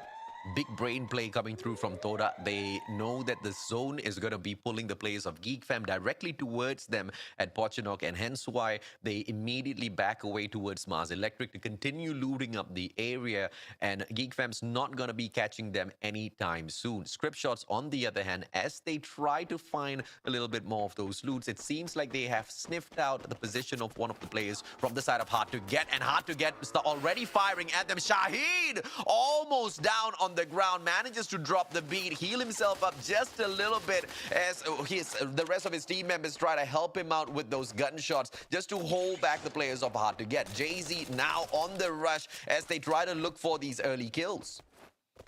Well, Jay-Z, unfortunately, haven't really gotten any kills at this point in time, but hopefully that is going to be some changes. I'm not too sure whether it is really going to be the case or not, but they are pretty far away from getting the kill down on the Script Shots.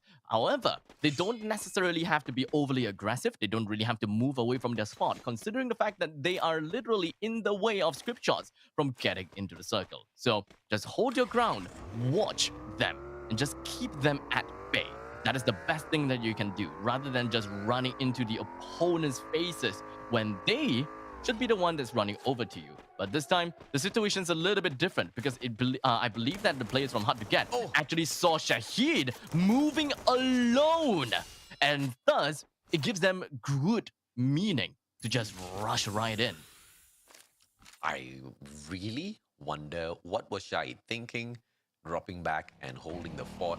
I guess that kind of gives the rest of his team members a little bit of extra time, because now Hard to Get thinks that there are more players on the side of Script Shot still hiding around in the compound. Just as I was questioning it, I answered my own question. That was a brilliant strat coming through from Shahid, just so that the rest of his team members can have a viable chance a little bit later on.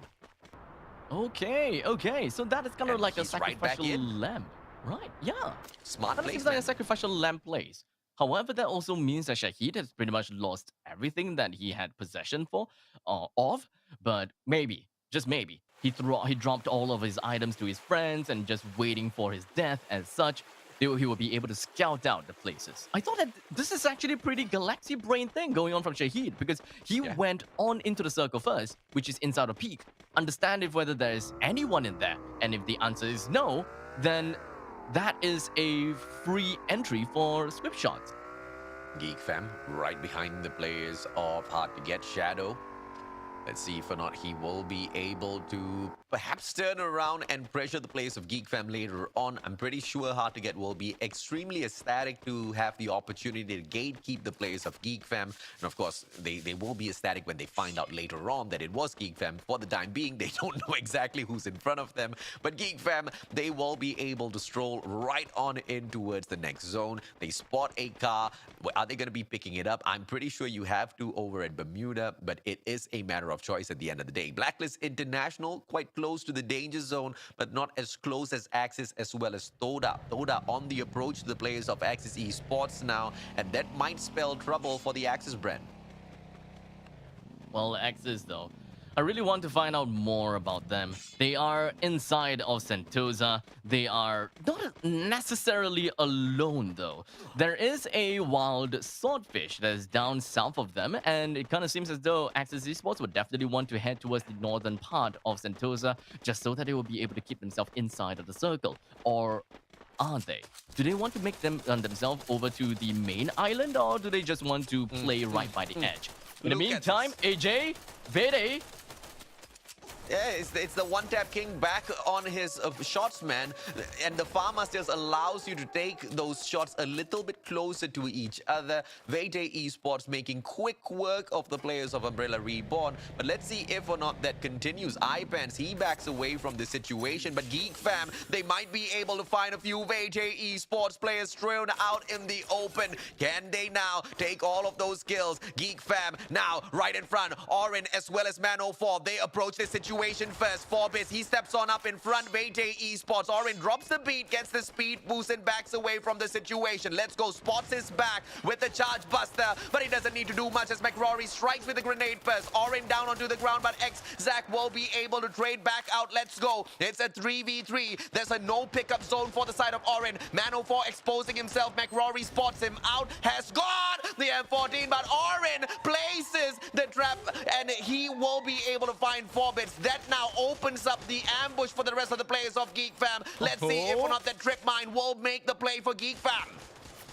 Then in the meantime, Man04, he did manage to pick up his fellow friend and rushes right onto the back of Let's Go, but unfortunately it doesn't seem like he will be able to get a kill down onto him because he have just literally covered himself with clue walls, only for Orin to be combing him right in between of the small little crevice right on top of his head and allow them to get a kill down onto the enemies. Things are looking to be quite wearing so far because of the fact that the storm is now closing and only for Axac and Man04 to get themselves 4 kills over Vede Esports. This is just revenge, man. This is literally sweet, sweet revenge. Well, they have found their revenge in the past and made sure Vete Esports switches out their drop zone because nobody wants to go up against Geek Fam. But now inadvertently, they step up in front of them again and pay the high price. Geek Fam, as dominant as ever with their mechanical capability, they win that gunfight hands down. And of course, the players of Vete Esports have to find another round a little bit later on. Unfortunately for them, it will be their final opportunity of the day. Toda now keeping an eye on the players of Axis Esports. Backstab onto Xbot's vehicle, setting it on fire. Will Xbot survive this? A few more shots needed. Neptune from afar. Yes, they jump out of the vehicle. Double time turn is pulled out. And now the resources of the players of Axis being wasted. Blacklist International finding the backs of Axis as well. 2 teams taking them on at the same time. Is this going to be possible for Axis to play the game of survival? Neptune with a very timely time turner as well as the glue wall, saving his team member. But the fight from both sides will put them in a tough spot. Script shots, on the other hand, taking on the players of Geek Fam. So many fights going on at the same time. Geek Fam, unfortunately, is not really in a very good spot at all. Man04 as well as Axac, the last 2 members remaining, only to fight with a couple of 2 members from the side of Script Shots. That motorcycle, I'm not too sure if whether it was advantageous to which side at all, actually. In the meantime, Shahid is going to be the last member remaining. Axac was just going to be charging out his charge buster and literally brings him down right as he goes through the wall. And now AKO Ligas is gonna be taking up this opportunity to bring down Geek Fam once and for all and ensure that they would not be able to get any more points for themselves. Exact eliminated. Shares moves on to Geek Fam, and Man04 has found himself dead to the hands of AKO Ligas. Yeah, I'm sorry, AKO Ligas. That was not an impressive impressive takedown at all. What was impressive was XX's Charge Buster. I mean, this is game sense 101. And, you know, usually players, they just weave in and out of these buildings through the window, through the doorways as well. And XX knew that his opponent was going to be jumping straight back in towards that hut. And he charges up his Charge Buster. Such a timely gun. And he lets go of the shot the moment he spots the player. What a crazy takedown. But of course, the time catches up with them. Too many gunfights back to back to back. And now the players of Geek Fam are taken down. And of course, it's a great play by AKO to take advantage. But Toda taken out of the equation by Blacklist International as well. And that puts the Swordfishes in a very, very bad position. But on the side of Blacklist International, this is exactly what they want. Well, with only 7 more teams remaining, Shurs finds himself knocked down by No Name. Could this be the end of AKO Ligers though? Because with one person taken down, it must definitely be a little bit difficult. However, from the side of Umbrella Reborn, 2 of them left, iPads as well as Cats. They know of the location where AKO Ligers are, but the question is if whether they are even going to be taking up the fight against them. But I don't think so. They're just going to be chilling around and waiting for the perfect time to move on or something like that, somewhere along the lines, because they are actually in a pretty A-OK position inside of Kota Tua, inside of the zone. The only thing that they need to look out for is where the next circle is gonna be, but one thing's for sure, for the side of Jay Jacob, he is not gonna be seeing where the next circle is. Yeah, Shadow Groza in hand, has got the firepower, will be able to find MJ, takes him out of the equation as well. One more player right in front of him, my son, and that does not get picked up by any one of the players by hard to get, but the zone instead eats that player up alive and renders him dead. AKO Liger still alive and kicking. WTG on their right-hand side, and between WTG as well as AKO Ligers, Umbrella Reborn still alive and kicking, but not really moving as they don't want to expose themselves. Hard to get from the opposite side of the map, and they will be able to find Twinkle. It's a 4v1 situation here, so one grenade towards the side of Twinkle is a GGWP. Jay-Z was hoping that he would be able to play a little bit fancily. No bye-bye just yet. Jay-Z just gonna be jumping right in the face with the 80-87, but unfortunately wasn't able to find a kill down on Ego Oblivious, but it's okay. Just another reload, and that is more than enough tries for him to finally bring down Ego Oblivions. As such, now 6 more teams remaining here, AJ, and it kind of seems as though Blacklist International, with a total of 6 kills, they may eventually get themselves to 10 kills. Yeah, Flash Freeze just in front of the glue wall forces AKO to abandon their own glue wall setup. That's just big brain plays coming through from the side of Blacklist International, but AKO, they just run straight away through. Double vectors in hands absolutely helps them in no way whatsoever. Cobra now with the CQC has got the M1887 in his hands. Jaboywa taken down onto the ground, and he sees Toby Cutie right in front of him as well. Cobra on for yet another strike, but needs to wrap around this glue wall. Has backup from Phoenix and Blacklist International with 9 kills in hand so far. Take their opponents out of the equation, and the next ones up in line, the players of Hard to Get.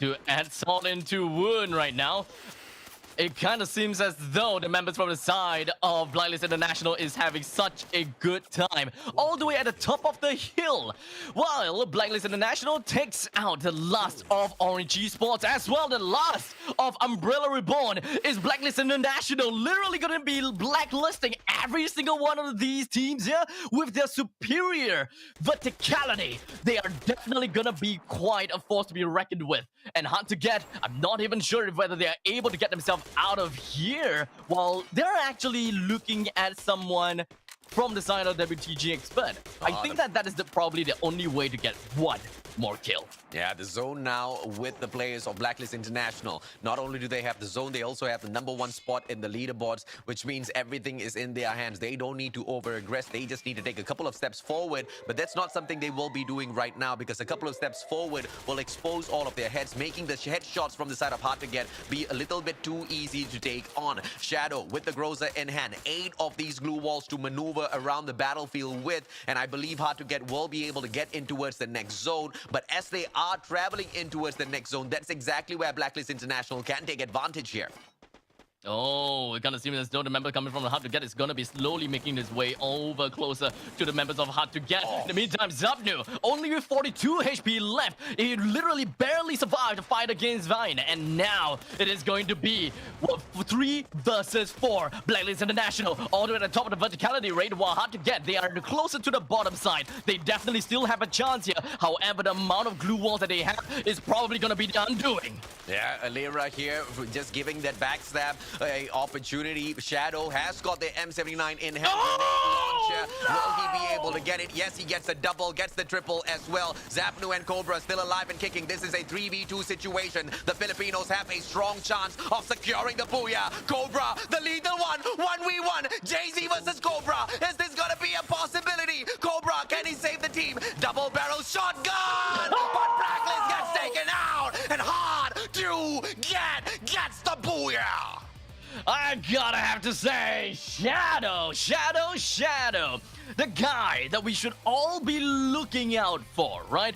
He has been a veteran from the side of Hard to Get, and just one single lob of the grenade launcher literally changed the tide of the battle from 4 versus 3 into a 3 versus 2. Yes, the game was still relatively hard to the point that he had to go to a 1 versus 1 showdown. But Jay-Z did not let all that pressure bring him down, and he did what he needed to do.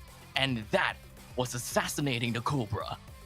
I think it's the special power up from all of those puppy power, the puppy love that they have there on their side. Hard to Get. You know, this has been one of the surprising teams out of the Philippines who are outperforming the rest of the players out there from their own country. You know, one would have expected Vaytay Esports to be able to carry the flag all the way to the end, but it is Hard to Get that is representing the nation so well. It wasn't easy to get to that final zone. But here's the thing though, Blacklist International, they didn't really fall way too far behind because of the supreme number of kills that they already had in their hands before even meeting Hard to Get in that final place. Indeed. I believe that they had a total of about 14 kills coming into the final battle against Hard to Get. But I think that just from that fight alone is going to be quite a testament for us to understand the power ranking of Hard to Get. As such, moving on to the grand finals of the what can I say? The grand finals of this entire tournament, the MCP Major Season 2, right? Or rather Season 3. It is going to be Hard to Get that have a really good chance to win the entire tournament, because let's be honest here, Hard to Get, they definitely can win against Blacklist International despite having only 3 people.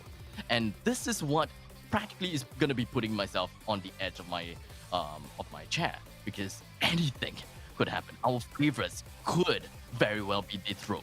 I'm not too sure if whether that is the same sentiment for AJ or perhaps even Danily. But speaking of Danily, let us bring Danily back on the panel and see what she's got to say about our winners here, Hard to Get.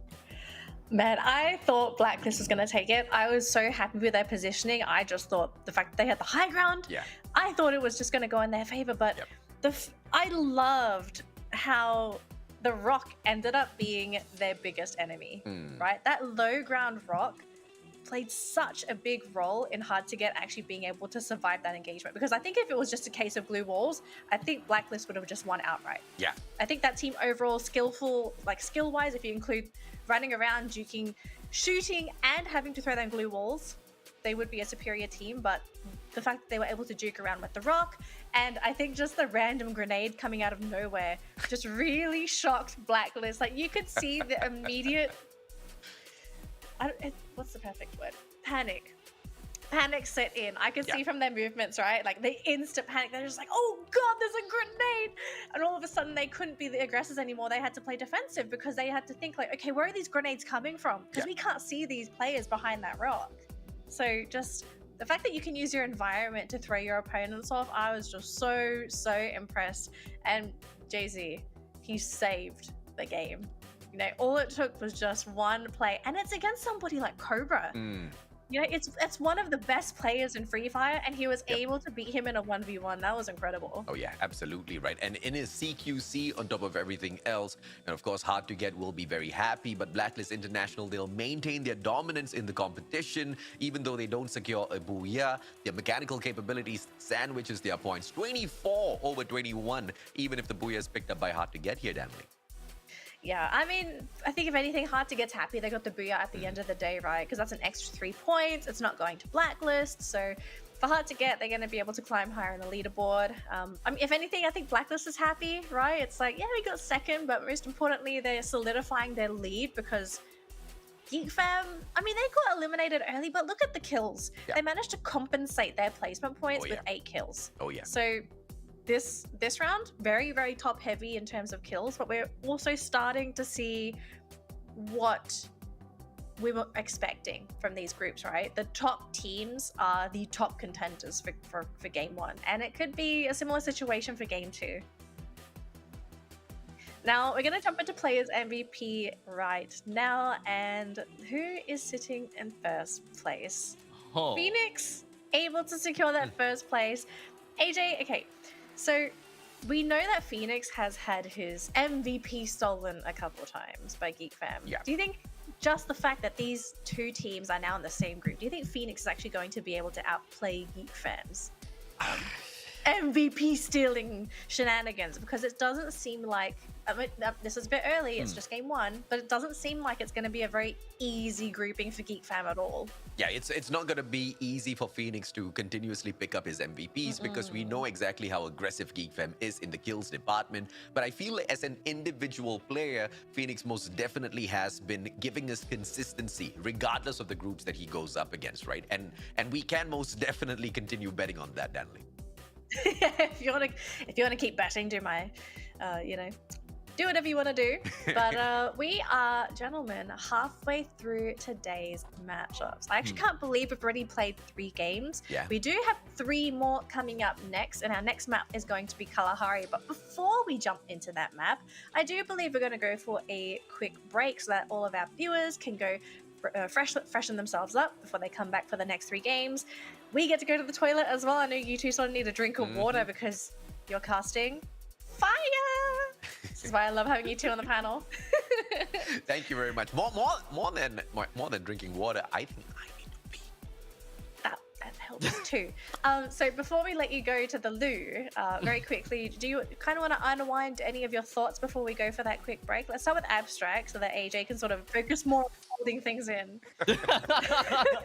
Okay, not gonna lie, I don't really have much to say, right? When it comes down to the previous game between B and C, I think that the teams have shown us what I needed to know and what I wanted to say as well. And the next game is just going to solidify our statement about B and C even more. Yeah. I mean, if you wanna bring up the whole fight between B and C once again, it's good that Group B managed to pick up the booyah, but you know, in all fairness, Abstract, the top 5, apart from Hard to Get, it was all Group C, right? Those players really are stacking up, but surprisingly, teams like Maytay Esports and Thoda, they haven't really struck hard just yet. Perhaps they will when we come back from the break. Yeah, it's just game 1. It's literally the first game Yeah. these teams had played against each other in the new groups. We'll have to see on this next map. It's going to be Kalahari, but before then, we're going to go for a quick break. 5 minutes to make sure you do everything you need to. Toilet, snacks, but make sure you're back in front of the screen.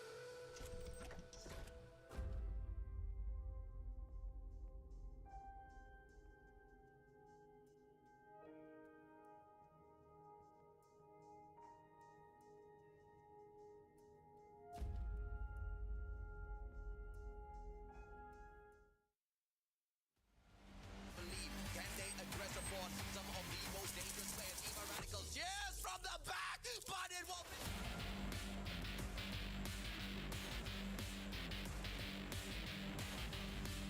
Center gameplay from the side. Oh my lord!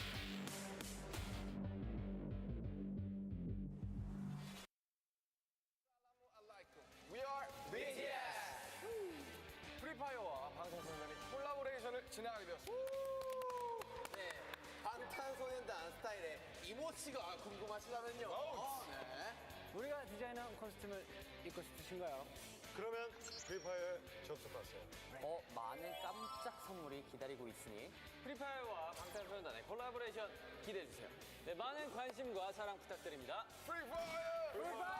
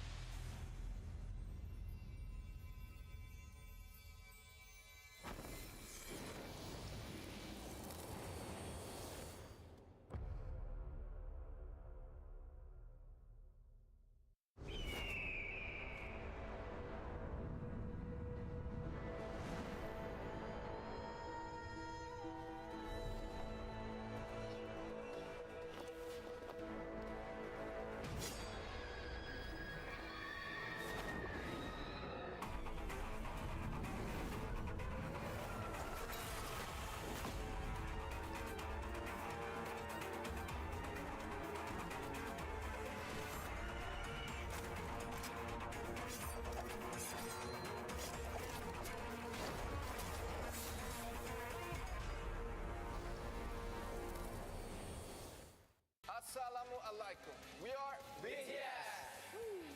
프리파이어와 방탄소년단이 콜라보레이션을 진행하게 되었습니다. 네, 방탄소년단 스타일의 이모치가 궁금하시다면요. Can they address or force some of the most dangerous players, even radicals? Yes, from the back, but it won't be.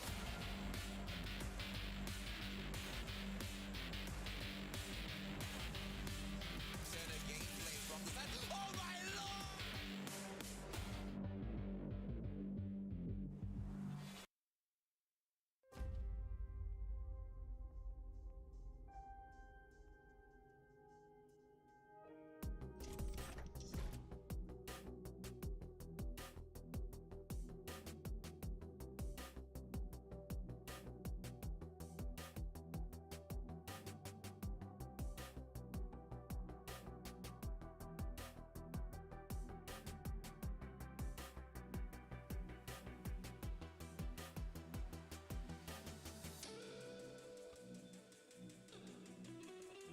Hello, everyone, and welcome back to the MCP Majors Season 3. We're halfway through the day for day 1 of week 3. Yes, you heard that right. It's already been 3 weeks of Free Fire, and we're already halfway through our first day of this week.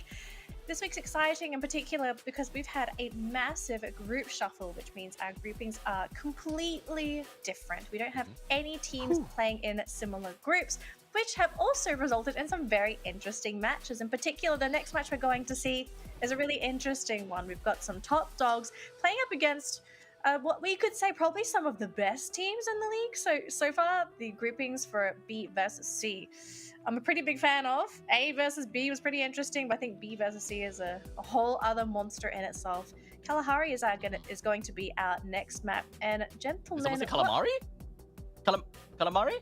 I don't think we're at a seafood restaurant, but just joking. Okay, then we'll just look at Burger Tree then. Burger. What's Bermuda? I'm genuinely curious now. I don't have one yet, but when I think of Bermuda, somehow Doritos comes to mind. It's okay. We'll let the king of Unga Bunga sort of think that out. Unga But Bunga!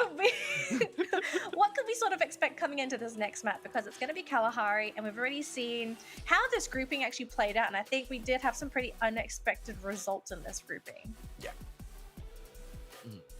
Who wants to volunteer first? Yeah, I mean, I'm trying to think of something that I could say about these groupings because today is just technically day 1 of the shuffle, right? And we haven't really have anything conclusive to talk about these groupings. Yes, we managed to find out a little bit about how certain teams play when they were in their previous grouping, but I feel that for some of these teams, it's kind of like they're just about to get into the rhythm of how some of these teams play and of course what are the typical mannerisms. But now after the shuffle, it's like they're lost sheep again. They have to learn about some of the other teams, how they play again. And as for Geek Fam, they gotta have to figure out what they want to do because Blacklist International will always be with them. Now, before we jump over to AJ's point of view, I want to direct your eyes to the bottom of the screen because if you don't know what that is a code for all of you to claim. And if you claim that code, you're going to be able to get 2 Lucky Koi AWM crates. Yes, these are free courtesy of Garena, and you can also share this with your friends, your family, your squad mates, anyone, because this is not a first come, first serve code. This is basically, it's a timed code that everybody can claim. So make sure you share it, make sure you use it, because at the end of today, unfortunately, this code is going to expire. So don't hog the code. You know, don't be that greedy guy that takes all the good loot from your squad mates. Okay, be a team player. You know, share the code and share the loot in particular, because I know there are some of you out there. Don't do it.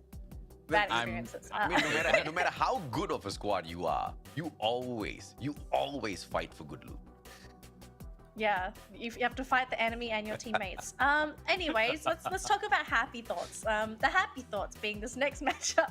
AJ, so I already asked Abstract about what we could be expecting to see on Kalahari here for groups B versus C, but what do you think is going to happen? Here's what I want to see, right? Because we've already seen that Group C has got some pretty hard hitters with hard to get from Group B, just holding on to whatever they can to make sure the group doesn't really get buried under too much of rubble. Now I want to see if or not Group B will be able to climb right back up and put up their good fight, right? Because Group B has got quite a number of powerhouses in there. I'm talking about Toda, I'm talking about Vete Esports. From scoring 29 to going to score just 3 points, Vete Esports needs to step it right back up. All right, it looks like we're going to jump into game 4 for today. It's going to be Kalahari and also the final game for the teams in groups B versus C. AJ and Abstract, take it away for this exciting matchup. And there we go.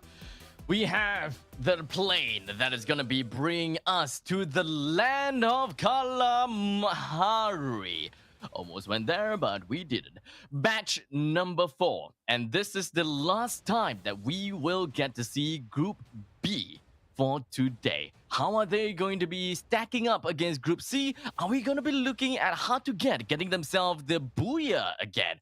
That is going to be the question. So let's just jump right in and take a look at the flight path, which is ridiculously straight, right from 12 o'clock, ending off at 6 o'clock, cutting through the center, right through of Shrine to Refinery, to the sub, allowing all of these teams to literally go anywhere they want. Almost every single team will have a place for themselves, except for maybe a couple, such as GeekFam and maybe Vayday Esports, because it kind of seems as though they are pretty close.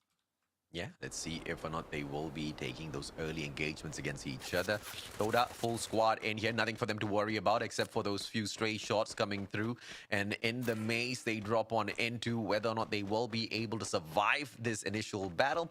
All depends on the loot that they can find for themselves. WTG, on the other hand, they are in a lot of trouble. They will need a lot of luck. In fact, all the luck in the world that they can gather for themselves if they want to be able to get out of the maze safe and sound away from Toda. Well, for the side of Todak, they are pretty happy at the fact that Design is already knocked down. As such, they're just going to be continuing on and trying to exert as much pressure as possible. However, the flash freeze coming from No Name is going to flush Chill out of his position. As much as his name is Chill, it doesn't mean that he will be able to chill around the flash freeze. Now Afik joins in the fray, gets himself a kill onto No Name, and very easily ensures that the members coming in from the opposite end is probably going to run away, and WTG Expert, indeed they will, leaving Todak by themselves within the shrine. And, well, as unfortunate as it is, WTG Expert, they're going to have a little bit of a slow start. Excellent play by WTG to survive this early engagement, and Toda not really forcing the case here. They want to continue looting up. All they wanted was for no other teams to step on to their loot zone and pick up everything of precious needs for themselves, and of course they do exactly that. WTG, they will be able to find one kill, but will they be able to survive as they try to progress from one spot to another, because they found the kill off of one player from the side of Hard to Get, and Hard to Get now, they want a little bit of revenge. They do have the vertical advantage as well as the bird's eye view on the players of WTG, but as long as WTG can stay hidden behind all of these containers, it shouldn't be too much of a problem to deal with here, Abstract. Well, I do want to see WTG eventually getting themselves a little bit more kills and, of course, putting themselves in a better situation. That, of course, will be, well, the dream, right? Since WTG hasn't really had a really good game, and the way and the place that they are is a little bit too close to Refinery. As such, I'm not sure whether they're trying to go for the revival point inside the Refinery. That is a very big gamble if they do want to bring No Name back in. In the meantime, right, I do want to talk a little bit more about Hard to Get as well, because Alira has been knocked down and deleted to the point that he's no longer in the game. Hopefully that he will be back in a while later. And it seems like he's back. Never mind, take that back. Ego, though, does seem like they are going to be finding themselves a fight against Todak. And I don't think that that is going to be all, right? They have a total of 3 kills in their name, Afik and Pydro. The last 2 members remaining, with Afik running away while Pydro is still around the area. What do you think here, AJ? Do you think that Pydro is going to be caught out by Ego? That's probably going to be the case, but I'm just waiting for the day where Garena introduces the Akimbo for the Mac 10, because the Mac 10's already replaced the Fennec as well as the double Fennec as one of the best close-range engagement weaponry that you can have on your side, and bringing in the Akimbo perk for it'll just blow everybody's minds away. In fact, you know, with those headshots, Twinkle, very easy spot for him to just jump out and away from Pedro. Hopefully he does not expose himself with the AUG, takes those initial shots, but he should have waited for the player to approach him a little bit more. But I feel like I know exactly what Pedro's doing here, right? He knew what was going to happen. All of them were already going for Afik, and he did not want to let that happen. He lets go of those shots. Afik will be able to survive and bring the rest of the squad in, while Pedro, on the other hand, sacrifices himself for the greater good. Well, unfortunately, it does seem like just now, it kind of seems as though he had a chance, but the type rhythm came out from absolutely nowhere, completely shattered that glue wall like no tomorrow. As such, that is going to be Pydro, going to be knocked down and deleted, but it's okay. Afik is going to be inside of a revival zone. That is going to be a free revive, at least for now. I'm not too sure whether they will be able to bring back Spark as well as Chill, though. And that is the biggest question, because now it just requires them to have more coin in order to pay some tribute over to the vending machine. In the meantime, right here in Refinery, it kind of seems like Decos have set up a trap down onto Insane, dropped him almost immediately, and thought that, hey, this could be a very good bait to the members of Hard to Get. Or maybe more like they are thinking of this could be a good bait for whoever is inside of Refinery. Quick guerrilla tactics there, just a quick ambush and then backs away for the defense. But Vete Esports, as they take the fight up against Geek Fam, which one of these two titans are going to be backing out of here? This could be the perfect revenge that Vete Esports is searching for, but are they going to get caught out? Good nade by McRory, but gets caught out by Exec, who switches on over to the M1887. Daymoon from the back. Scar, it does not get the job done. Just touches, teases Exec just a little bit. 2 MVPs so far in the competition, and he is the MVP of week number 2, going in for the heads of Vete Esports. Is he even gonna be able to hold out that long, though? He's literally gonna be caught out by 4 different members from 4 different angles. The blind spots are definitely something that he should be really wary of, but for some reason, he's still holding out strong. And to make matters worse from the side of Vete Esports, Man04, he didn't manage to get a single kill while Axac is still standing up and tall on top of everyone else. Until I jinxed it, McRory has finally dropped Axac to his knees. But the question is if his weather going to be eliminated and executed or not. The rest of Geek Fam, they're still around the area, and it could very well be a 3 versus 3. I don't think that they should actually go for a fight like this, because Axac is such an important player. And if they were to be eliminated right here and right now, the chase to Blacklist International would be even harder than normal. Orange seems to be a little bit more subdued in this season. He used to be one of the heaviest hitters on the side of Geek Fam, but this time around in this particular MCP season, MCP Major Season 3, he just does not really want to step on out and over-aggress. Not so sure why. Perhaps we will see him in full-blown attack mode over at the Grand Finals. But in the meantime, the players of Toda just firing off against a vehicle. The rest of them all brought right back in, thanks to Pedro's sacrifice and thanks to Afik's very quick maneuvering towards that revival platform. And Toda now just teasing the players of Umbrella Reborn. Not a lot of guns on their side as they just came right back through with those loots, but they still put on so much of pressure. Are they going to be able to take it? Yes, iPens drop down onto the ground with a very quick shot through the Charge Buster from the side of Spark, and Toda, they are already in the driver's seat within this battle.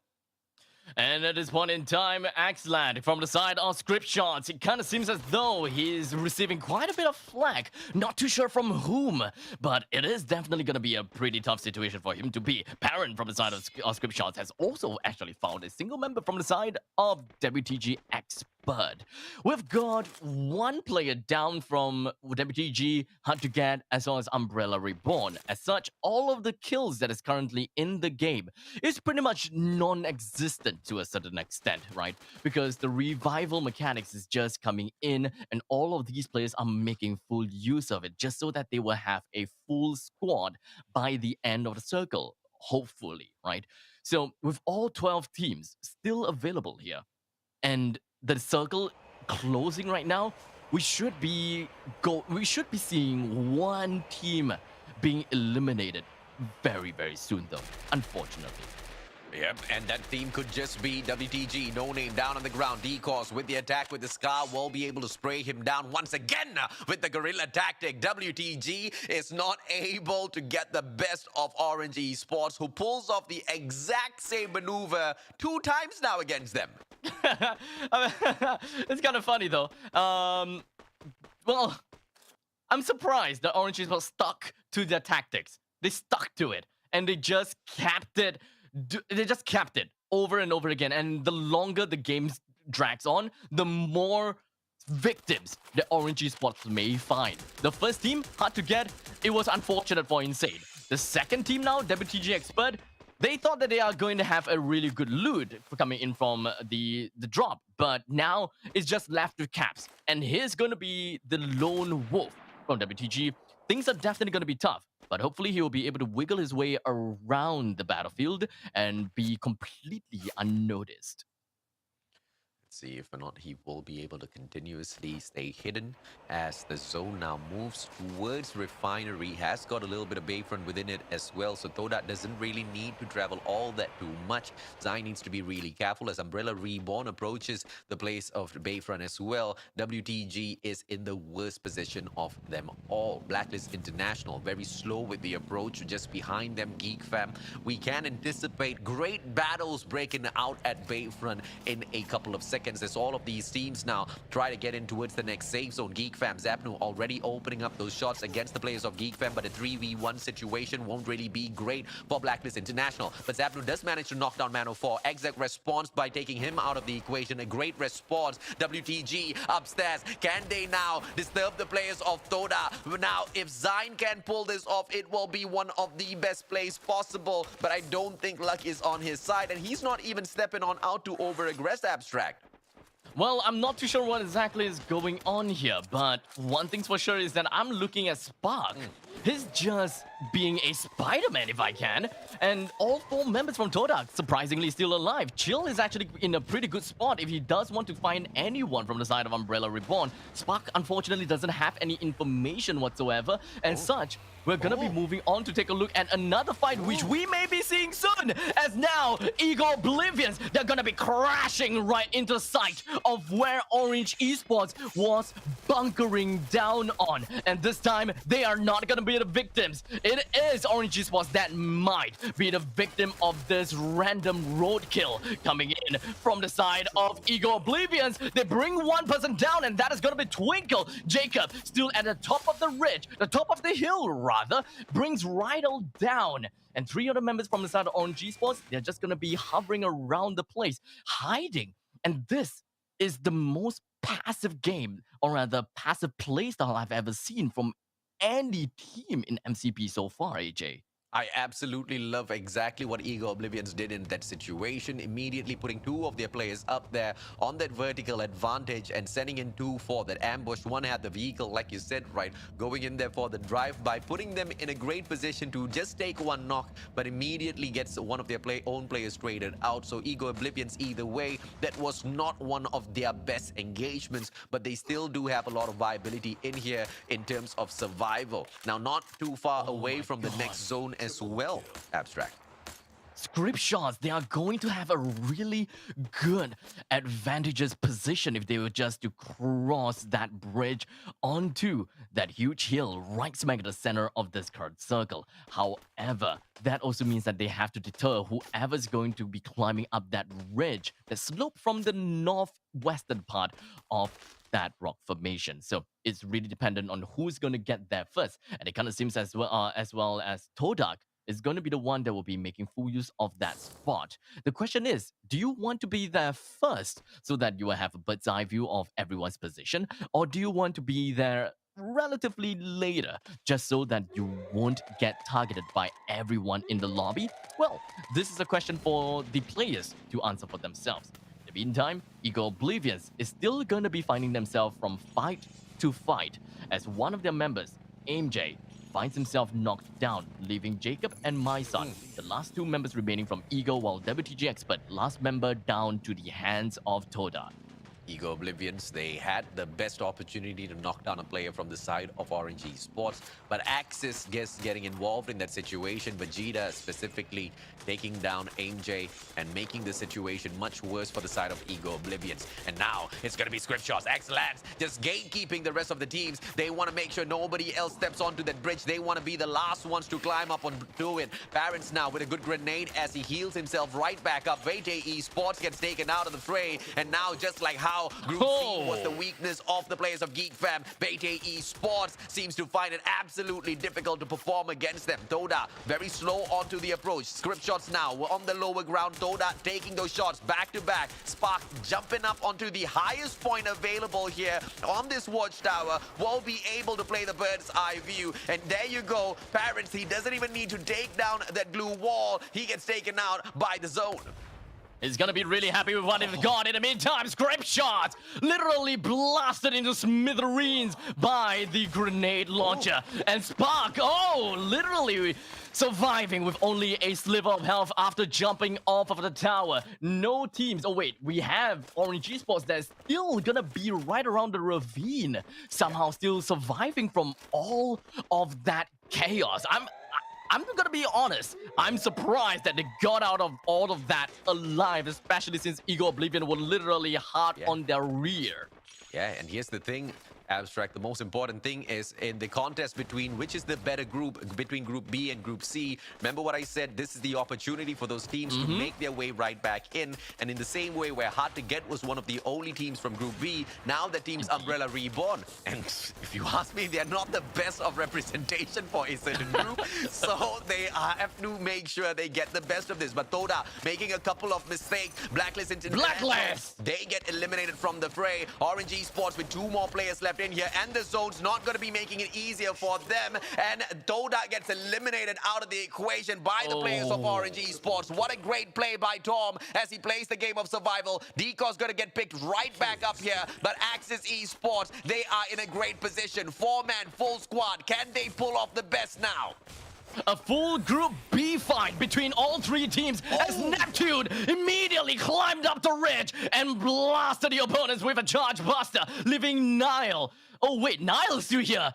Okay, it's not the last of all, right? He's still from Group C. I thought that he was out, but surprisingly, he's still here. Decos is still in the game now. But unfortunately, the way that Axis Esports is moving, it kind of seems as though that Umbrella Reborn is going to be the unlucky one that will be eliminated. And just like that, we have the game. The Booyah will be given away to the side of Axis Esports. Congratulations, Axis Esports. It is time for them to finally show what they are made of. Yeah, absolutely, man. I mean, what a play from the get-go. Axis Esports finally hitting the high notes, but the question is it gonna be enough? I mean, as long and as far as I'm concerned, they survived the group stages in the top 12. It's gonna be more than enough as long as they can make sure they take all of their learnings into the grand finals. But of course, let's get Danley's thoughts as Group B picks up yet another booyah. Not just Group B, it's Axis, okay? Axis of all teams. This team is on fire today, and I'm not sure if it's just a case of, I mean, didn't they do the same thing during day 1, right? Like, they exploded during the debut, and then they were just there. Now we're sort of in another debut phase. Yeah, I mean, is this just how Axis works? They're just like, all right, we're gonna be amazing on day 1, and then we're just gonna be there for the rest of the tournament. Like, is that?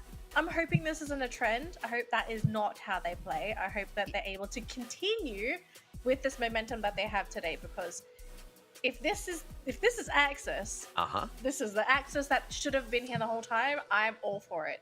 now if they continue doing this, all they need to make sure is on the day that they perform well is the grand finals. They survive the group stages, and one day that they really, really need to do super well is through those 6 matches, right? And if on that day they can turn on, why not? I have a strat for this team. So if I was the coach for Axis, so what I'll end up doing is that during play days, I don't care what day it is, I'll just make sure I switch their calendar to the first day. So the players will always assume it's just the first day, like the first play day. So then it's like if this team is literally like a day 1 curse, the curse never ends. And then Axis would be one of the top teams to watch out for. I think that would be the best way to manage this team. But I'm all for it. I don't know if that's a compliment or not, Daddy. This is where we put the image of Galaxy Brain and put Danley's face on part of that meme, you know? Galaxy isn't there Brain. like something beyond Galaxy Brain? I swear there's like another one beyond it. I'm not sure, but wow. Hey, Anyways, okay, minus the shenanigans, let's just take a look very quickly at the post-game standings. So Access Esports, they take home 19 points for themselves. Again, this is a massive chunk of points for this team because they have been needing this big injection of points to solidify their top 12 position. Yeah. I think just after today's performance, if they can maintain just a steady trickle of points after this, I think they could easily qualify for top 12 without a doubt. But that's the big question. Orange Esports, also another team we kind of have to keep our eye on for, right? Because Orange, at the beginning of the season, didn't do so well. They struggled quite a lot. They've only recently started to pick up. So 16 points. This is very useful for this team. I know we've given Todak a lot of flack. I'm glad this is another team that's also starting to pick up today of all days. Pretty consistent team from the start of Todak, and I am pretty happy with what they have gotten so far, right? Right down, I mean, just all the way through and through the brackets. I think that I really want to talk about one team, and that is Geek Fam. Haven't done well in the previous game, haven't done well this game. I just need to wait until the end of today, where we are gonna see Group A and C together. If Geek Fam still is unable to do anything, we can pretty much assume that they are just inherently afraid of Blacklist. They changed their playstyle, and that means that hard to get, and Todak, or perhaps even too easy, they may actually have a chance to catch up to Geek Fam. Yeah, I think the possibility is there, especially after just... I mean, the team's probably disappointed with their performance, although they did still technically place third in that last on Bermuda. So it wasn't terrible, but they had to offset that by, I think, 8 kills, which... I mean, if you're going to end up in, I think, 8th position, that's what they ended up in last round. And you had to get 8 points before that. That's a big ask for any round. So I'm genuinely curious. Like, I'm trying to still figure out what it is, but it could be Blacklist. It could be a different team. I mean, AJ, what do you kind of think? Like, are you starting to get a feel of what's happening here with Geek Fam? I mean, I'm not concerned at all. I mean, yeah. No, okay. AJ doesn't care about Geek Fam. All right, moving on. Okay, we got it. We got a memo. I'm telling you why I'm not concerned, right? I'm not concerned because Group B has played 4 matches. Group C, they have 2 more to go. I mean, we still have points for them to go in and, kind of play for. In terms of hard to get, yes, they've done everything, but they sure as heck need to hope and pray that that was more than enough to hold on to the 3rd spot, because just behind them, Toda has yet another opportunity later on to continuously climb up the board. But, it's not going to be that much of a situation that they have to all that to worry about. But when Group A steps on back into the fray, Eastern Wolves gang, they will be hungry for some of these wins. But of course, let's take a pause on that thought. 3 players picking up 3 kills in terms of the MVP this time around, and the AWM making its grand appearance once again, Abstract.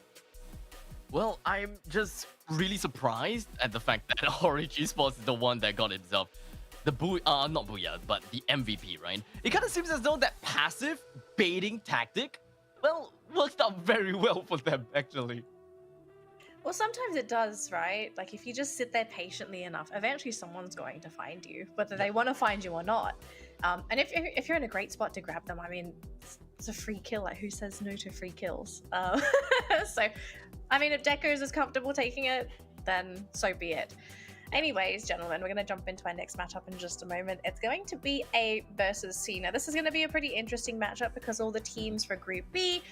So AJ, I know that you were a very big supporter of Group B. I want to hear your thoughts on Group A, and how do you think Group A is going to do up against Group C here? They're gonna struggle. They are gonna struggle. You think so? Yeah, they are definitely gonna struggle. I mean, obviously, Do Easy now that this is their opportunity to climb right back up, but they are gonna struggle because you have got Geek Fam as well as Blacklist International in Group C. They are most definitely gonna do everything that it takes. Blacklist is gonna do whatever it takes to stay up on top. Geek Fam wants to catch right back up with them because they're now more than 50 points away from that #1 spot. So you're just gonna have so many of these teams trying to do their best within Group C in itself. In terms of when you look at towards the lower of the leaderboards, you do have some of the Group C participants there as well. Look at Tactical Index. They're way too far the other teams. And if they want to make a viable play for the grand finals, I don't even know if they have enough time to start hustling right now. Yeah, I think if anything, they got to start now, right? It's the best time to start. I don't. Even if they did start now, hit Booyahs back to back might be possible, but it's tactical index. The It's tough. tactics haven't been seen so far. I mean, Abstract, I want to hear your thoughts. Like, do you think Group A is going to struggle as much as AJ thinks it is? Or do you think maybe there's like a slight chance that Group A is going to be like, oh, we're here too, you know, we can compete with the big dogs? I think that they're gonna be really happy about the fact that they are gonna be fighting with Group C, because this is kind of like a 50-50 scenario, right? If I have to put anyone, or rather, if I have to put teams on a power rankings, I would very confidently put Geek Fam and Blacklist at maybe like tier 1.5. I'll put the members from the side of Icon, Do Easy, Bloody Hands, Overdose, and Eastern Wolves Gang somewhere maybe about 2. And then Ego Oblivions, Umbrella Reborn, and WTG Expert maybe at like 3. So technically speaking, if you're looking at Group A, they have like a 70 to 60% chance of beating teams that they can technically win. So this is almost like a gamble. They are definitely, yes, gonna have some issues if they were to meet up against Geek Fam or Blacklist International. But the thing is, they won't know until they are dead. So honestly, it all boils down to luck and chance and their tactics at this point in time. They just have to play their hearts out. Well, speaking of hearts, it looks like we're going to be able to play their hearts out right now, because we're going to go and jump right into Bermuda. It is game 5 for today, ladies and gentlemen. It's the first game for the teams in Groups A versus C. Unfortunately, Group B are done for today, but you will be able to tune into their games again tomorrow if you are cheering for one of the teams in Group B. But without further ado, let's jump into game number 5, Bermuda, for teams in Groups A versus C. AJ and Abstract, take it away. thank you very much, Danley. Ladies and gentlemen, boys and girls, as we hop on right back into the fray, let's see if or not Group C will be able to maintain their run of dominance, because as far as Group A is concerned, life has been quite tough in the group stages of the MCP Major Season 3. The league hasn't really been all that too kind to them. Do Easy, perhaps one of the better teams, perhaps one of the teams that are finding it a little bit easy to climb up the ladder. But as we can see, Eastern Wolves Gang, Ego Oblivions, Umbrella Reborn, Icon, all of them struggling to maintain their performance to hit the top 12. Well, I really want to see whether Group A is going to be getting themselves on top of Group C, right? Because as much as I say about, you know, that 60%, 70% chance kind of thing, I do completely agree with AJ about the fact that they are gonna struggle to a certain extent. But for now, let us take a look at the flying path that's gonna be starting off at 6 o'clock, ending off slightly towards 11 o'clock with the high loot area inside of Shipyard. And it kind of seems as though Tactical Intex may want to go for it. While all of the other teams, everyone is actually, well, pretty safe for the first time in forever. Yeah, it's a good choice in terms of where they want to go in here and drop. But over at Dam, I mean, WTG could have just moved on towards Plantation, but I don't really know exactly why they want to drop by so close towards Nurek Dam, which just opens them up towards some possible takedowns on the side of Do Easy. And you know Do Easy, they are super hungry to continue climbing right back up the leaderboards, as they are now in the 5th spot. Not exactly where they want to be, falling from the 3rd place that they used to hold on to, Abstract. There's not a lot of loot around the area for the side of Dam, and that's probably why, or I believe, at least for Plantation, right? There's not a lot of loot in Plantation, so I believe that that is why they will want to go to the Dam and would want to extend their search range over to Riverside. And I guess that this is kind of like premonition, right, or something like that. They would want to scout out the area and see if anyone dropped in here, and if there are people in here, then they can avoid the place all in all and just head over to the high loot area with utmost caution. But if there's no one around, then they would just go for it. In this case, I think WTG Expert has managed to make it clear that there are people in there, and of course that is going to be Do Easy. And judging from the fact that WTG hasn't really been doing very well, I don't think that they're just going to be running into the face of action with no utilities like glue walls nor grenades. They would probably want to get looted up as much as possible and play towards the later stages of the game. You would think that that's exactly what they should be doing, but you know, we've been But surprised far too many sometimes- times, man. You know, you sit down here, I sit down here, we think, okay, you know what, they're in this situation, they should be going for this play, and then the next thing you know, they are just rushing a squad down. It's probably going to be Geek Fam, Blacklist International, you never know, man. But of course, I mean, you know, best of luck to WTG, but Icon, on the other hand, sees red as Orin finds Man, shuts him down quickly, makes him first blood. Well, definitely not good. In the meantime, Exact, he did manage to find 2% farm coming from the side of Icon, but now we're just going to be focusing on the fight from the side of Umbrella Reborn versus AKO Ligers. Who's going to be the one to come up on top of all of this, as Neil is going to be right outside of that time tunnel, wasting quite a bit of bullets. As such, he's going to have a little bit of problem, but he runs straight for the corridor, turns around, finds a hit on the chest, but it's okay! He turned it all around onto the rest of members coming from the side of AKO Ligers, leaving Toby all alone with 2 medkits to play around with, but iPads came up from absolutely nowhere, right around the outskirts of the area here in Observatory. Brings down AKO Ligers down and down, just 4 minutes into the game, and bye-bye, they go. Oh, best opportunity for Bloody Heads now just to take out the players of Geek Fam right after they come out of a gunfight. Icon has been settled, but it looks like because of the interference by Bloody Heads, the Icon will stand a chance of survival to come right back in here later on. But now, Bloody Heads with the flank position. Mark just keeping it tight with his partner. Let's see if or not Shanks will be able to give that backup as they go in here for Exact. VSS in hand has got the opportunity with all of those engagements, but Mark now jumping on in with the Max 7, not doing much at all, finally gets taken down, but it looks like Exec has done more than enough. 2 players on the side of Geek Fam, make that 3 now, down onto the ground. Fikri, the final one, Charge Buster, 61 HP, does have the LMG in hand as well. Can he play the game of survival? Mark as well as Shanks. Mark needs to heal himself right back up, 34 HP only. Fikri, Charge Buster! Misses, and the Mac 10 gets it done, boy. Bloody Heads eliminates Geek Fam. What a mad lad! We have Bloody Heads. They managed to get themselves a total of 4 kills to their name. They must be really happy with what they have gotten at this point in time. And hopefully, this is going to springroll, or rather just get themselves even further into the game. And I would absolutely want to see that happening, right? Bloody Heads, at this point in time, what is the positioning like? They are all the way at 10th place. And do note, they have a total of 224 points, the last I see. And of course, they are on the same point as Axis Esports. So when it comes down to the middle line of the overall standings, a lot of these teams actually still stand a chance to slowly climb up. And if Bloody Heads were to get a really good game here, there could be a chance that they are just going to be jumping 2 ranks up. It'll be epic if Icon takes Bloody Heads out of the equation. Oh my god. After they help them survive. But now, Overdose caught in the danger zone. Ego Oblivion's right outside. They will be able to keep an eye on them. Let's see if or not this is going to be a play that Overdose is going to be able to get out safe and sound from. But so far, no engagements for the squad just yet. No takedowns. They do have the long-range combat ability. And as Ego Oblivion slowly creep up against them, towards them, this should be a fight that Overdose takes on for themselves. But Ego Oblivions, they are quite cautious with the way they move on from compound to compound. They really want to focus on looting up the area first.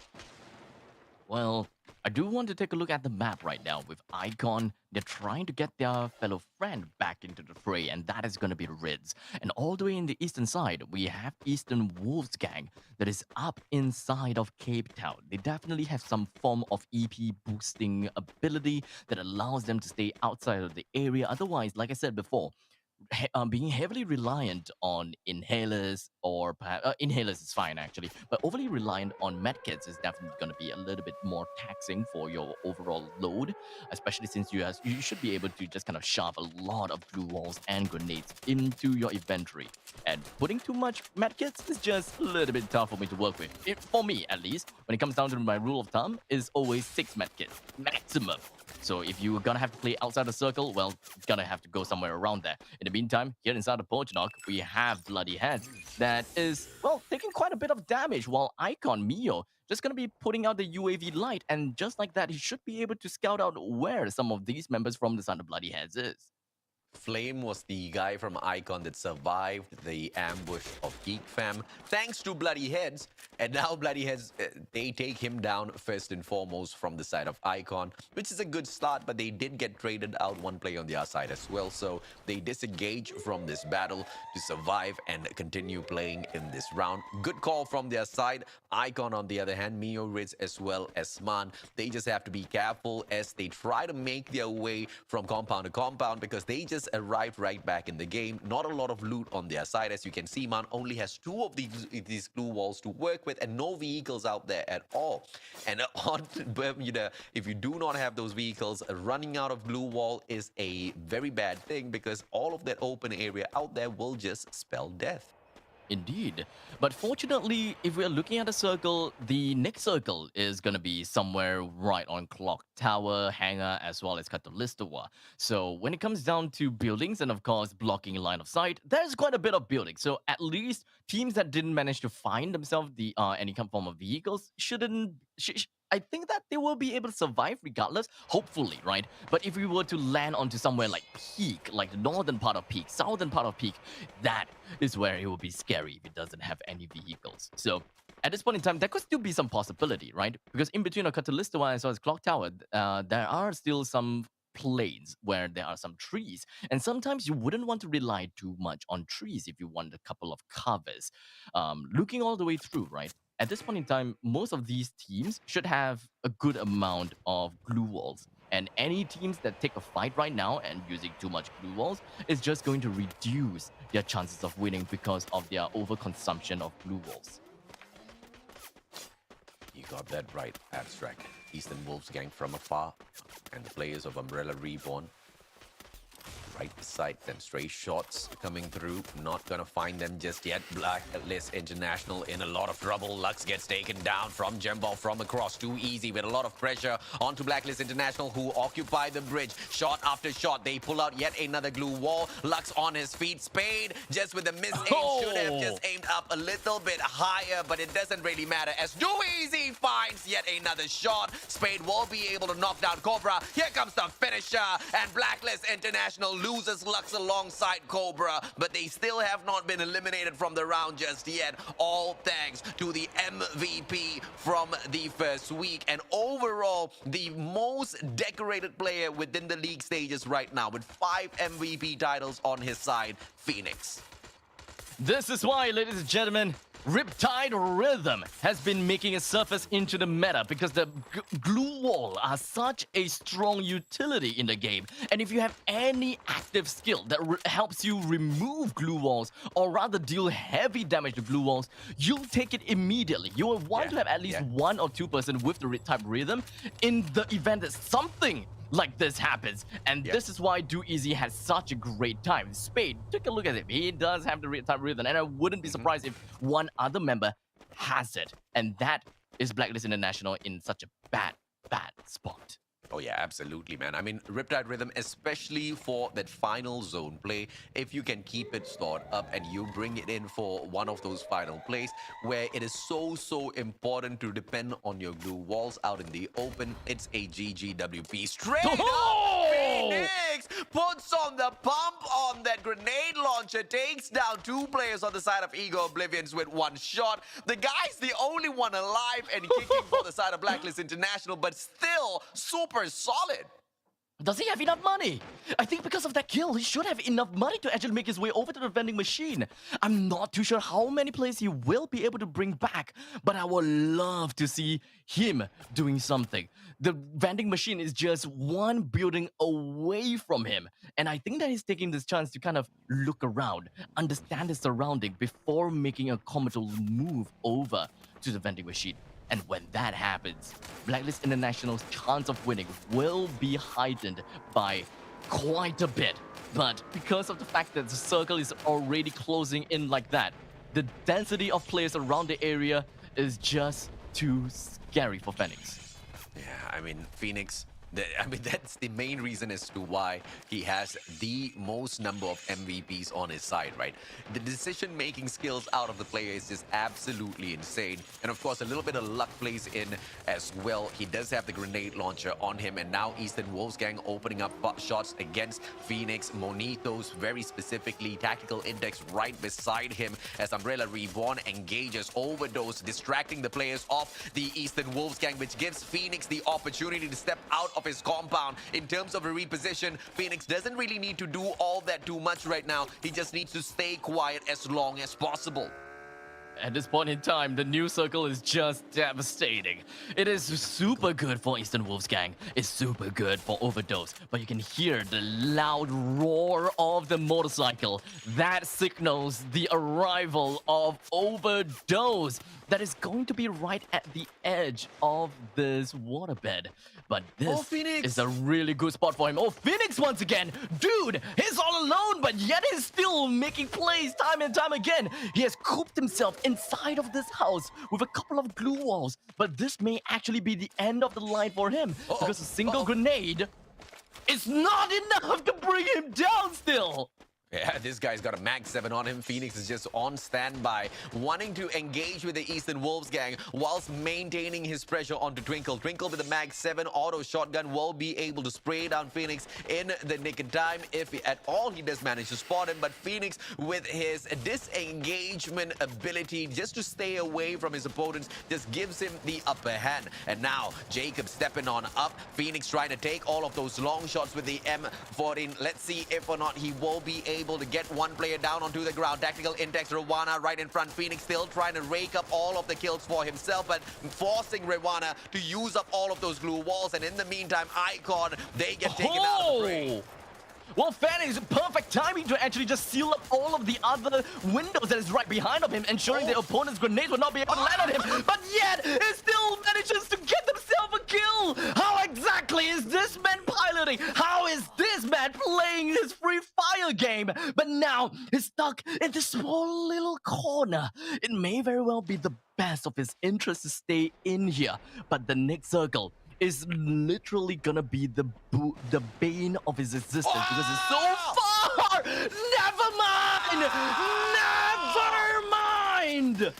MVP 5 times round, the one and only Blacklist International's Phoenix. And now heals himself right back up. 7 glue walls to work with. What can he do? He does have the ability to engage, but Fall MX spots him out, takes him out of the equation, and that kill goes on to the side of the Eastern Wolfgang. Blacklist International now out of the equation. Overdose right there in front of them. Bloody Head still alive and kicking. This is now turning out to be a fight between the underdogs, except for Do Easy, who are struggling to find their stride.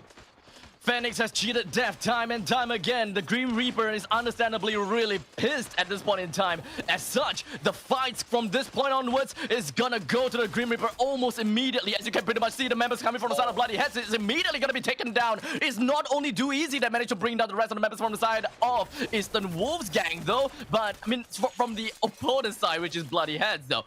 But Eastern Wolves Gang, Paul MX, the last member remaining. I'm not too sure exactly how is he going to be surviving at this point in time, but everyone else is just literally scurrying, put themselves in a good spot. Fallen MX down to Overdose, and now AJ, we're left with 4. No, we're left with 3.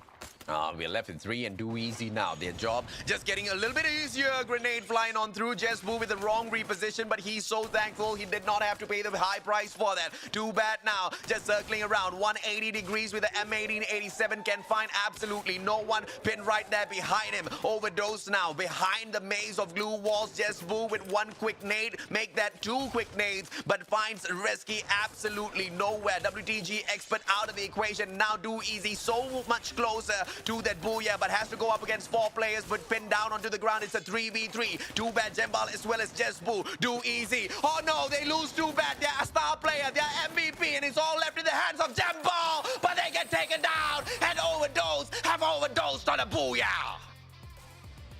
I have only one question for you, AJ. What exactly happened there? Well, It was Group C not getting anything from Group A, man. I mean, that final circle was Group A. I mean, where was Group C? What's Group C? What's going on? Blacklist International, Geek Fam, where you know? Oh God, I am thrilled to be proven wrong about the fact that Group C is a scary team. I love it. Group A showing what they are made of and really showing us that they can deal with Geek Fam. They can deal with Blacklist International.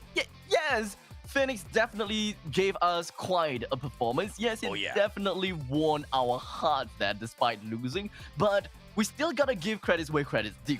And that is the domination of Group A and how well they played and executed this game, just suffocating the members at the top of the overall standings. Yeah, I mean, a little bit, yes, a fair bit of luck involved because the circle kind of favored a lot of these teams who didn't really have to travel all that too much. And some of the bigger squads, I mean, you see, for example, Do Easy, Eastern Wolves gang, you know, they only could rake it up towards that final side. And Do Easy was doing so well in that final battle. But unfortunately, they just got backstabbed towards the very end. And it wasn't a situation they could no longer turn around. But overall, they did more than enough for themselves to continue keeping pressure up against Toda, and I feel like that one win would put them in the 4th spot already. Man, that's the final circle. It was incredible. I actually So I had to sort of like take a rain check that game. I actually had to take a look at the teams. I'm like, wait, okay, what teams are left? And then I wrote them all down. So the remaining 6 teams, 4 of them were from Group A, 2 of them were from Group C. Boy, what is this group? This is like a phantom group that literally just comes out of nowhere and just scares the bejeebers out of you, right? It's just like, It's like no one expected Group A to be so competitive. But I'm really excited about this because, to be completely fair, we did kind of disregard that there were pretty interesting teams actually in Group A. So minus Do Easy, I think Overdose, probably one of the more notable teams in there. EWG, another team that's probably on the same wavelength as Overdose, 2 very aggressive teams I love watching their play styles. I'm not sure about you two, but I think we got to give this group more respect. I think I came in and I just thought it was going to be Do Easy. Not gonna lie. Yeah, I mean, I guess they managed to find their rhythm, and of course, the chances of meeting a weaker team kind of seemed as though it was a lot more beneficial for the members from Group A, right? I'm not sure if that's even a good theory to throw about, but the fact that Do Easy's on the top, Overdose, Bloody Heads, I mean, Umbrella Reborn somehow wiggling themselves in there, however, only with 9 points. I think that this is not exactly very top heavy, actually. Yes. It feels, for me anyway, and very good point that you brought up, it feels very, very even. But AJ, what do you think? Is this just a case of the groupings, or do you think this also might be with the result of actually Geek Fam being eliminated early? Because we didn't really get to see Geek Fam's interaction with teams in Group A. Yeah, for me, this was pretty much an expected outcome, right? We expected Do Easy to really hustle up for all of those points, which they have very clearly squandered for themselves early on in the competition within this day itself after the shuffle. But as far as Geek Fam as well as Blacklist International is concerned, it's a game of who wants it a little bit better, who wants it more, and unfortunately they got caught out a little bit too early. I don't really hold it up against them. Individual skills are most definitely there. This just wasn't their round. I'm pretty sure they will hit back a little harder later on. Yeah, the teams have got plenty of time to make that catch up anyway, since it's only day 1 of the scramble. So very quickly, let's take a look at the player data here though. Too bad from Do Easy, just going off for this team with 6 kills. This guy, incredible combat power. And also Jimbal, even though he quote unquote only got 4 kills. I guess 4 kills is actually pretty significant during that round, but just Do Easy going completely off. I think this is firstly, it's a testament to how good Dewey's is when this team is having a good day. These guys are so incredibly skilled. I am looking forward to this next game because I want to see how this group behaves when Geek Fam isn't eliminated from the picture so soon. I feel like the mixture of, if you add all the big dogs into this matchup, I think we're going to be looking at a completely different game. I don't know about you two. I agree, because Group B is the group of death for me, and as long as it's Group A versus C, we've got a few top flight teams who can take advantage of all of these. I don't want to call them bottom feeders, but they most definitely feed a lot of kills to the other teams. So, you know, it is an opportunity they can take. Right. One thing that I also do want to look out for, a little bit of a different perspective of what Danily is looking for. What I'm looking for is how Geek Fam interact in the games so far, because the game 1 and game 2 and game 3 understandably wasn't the best that we have seen before. They definitely don't have the kind of consistency that we were expecting, such as going big and then getting themselves a random 20 bombs. Now it is a very muted Geek Fam, and the end of game number 4 for them is gonna help me get a good idea as to how or who exactly Geek Fam is afraid of. At this point in time, Theory is still Blacklist International, and it kind of seems as though they are rolling the dice. They don't want to roll the dice, despite the fact that they are fighting against 12 other teams out there. 11 other teams out there. They don't want to have that one chance of meeting up against Blacklist International. As such, as ugly as this term sounds, it kind of sounds like they are playing to lose by going a little bit passively and avoiding the fight because of Blacklist International's influence. Yeah, I was actually going to ask you just then, like, were you implying maybe that Geek Fam are playing a bit slower today? Because I have to agree, it doesn't feel like the classic Geek Fam, but we'll see if they can prove us wrong. It's Kalahari, it's the final map of the day, also the final map of this group for Groups A versus C. Let's finish off the day with a bang, shall we, gentlemen? Take it away. Looking forward to it. I'm definitely looking forward to it. I don't know about this, but AJ, same question to you, right? Like for the point that I was asking about just now, or rather stating about just now, about Geek Fam's involvement in Group C. What do you think so far? I think they're trying hard, man. I think they're trying hard. It's just that there's one thing that we've acknowledged, that is MCP Major Season 3 is on a whole other level in terms of the competition that's up. So, I mean, the groups and all, we trying to determine exactly which one of the tough group, which one is the easier group. At the end of the day, all of the teams out there are great Free Fire players, great Free Fire teams. And Geek Fam just happens to struggle once in a while, all due to, well, wherever the circle kind of takes them in for the move, right? And it's the gods of RNG. In a Battle Royale, you can't really guarantee anything too much for yourself. So you're going to have those ups and downs. But what Geek Fam really needs to focus on is not falling too far away from Blacklist International. The one part that I might not really agree with is them being afraid of Blacklist. In fact, I think they cannot wait to see Blacklist and shut them down. Okay, I'm looking forward to that. I really want to see that showdown between Geek Fam and Blacklist International. I mean, understandably, right? Yeah. Because I mean, we don't really know what is in their heads. All we can do is do some theories and assumptions. But I really hope that I'm proven wrong. And of course, I really hope that Geek Fam is just not at the, not playing well, very simply. I hope that they're just not playing well, but not because of the influence that is going on, right? Yeah. So either way, while we still have the map, let's just go for a short little summary as how the flight path has been like. It is a 2 to 5 o'clock plane line. No, not 5 o'clock. 2 to 7 o'clock plane line. And that is going to allow a lot of these teams to go to any of the landmarks that they want to.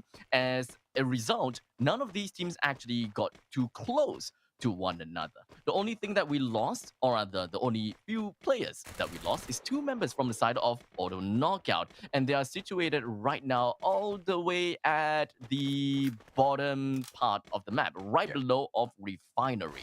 Not too sure what happened, but I think that they actually gave some kills over to Eastern Wolves Gang, which is gonna be at, I'm trying to find them right now, all the way at Mammoth. So Auto Knockout has ran quite a bit, and I hope that they stay where they are. Unfortunately, if they were to do that, that pretty much means that they are going to be playing with a significant disadvantage, with not enough utilities, not enough ammo, guns, and not enough manpower. Tactical Intex needs 188 points to catch up to the 12th spot. I just wanted to throw that out there. Wow. It's I'm not too sure about tactical intakes anymore. Understandably, they sounded strong on paper.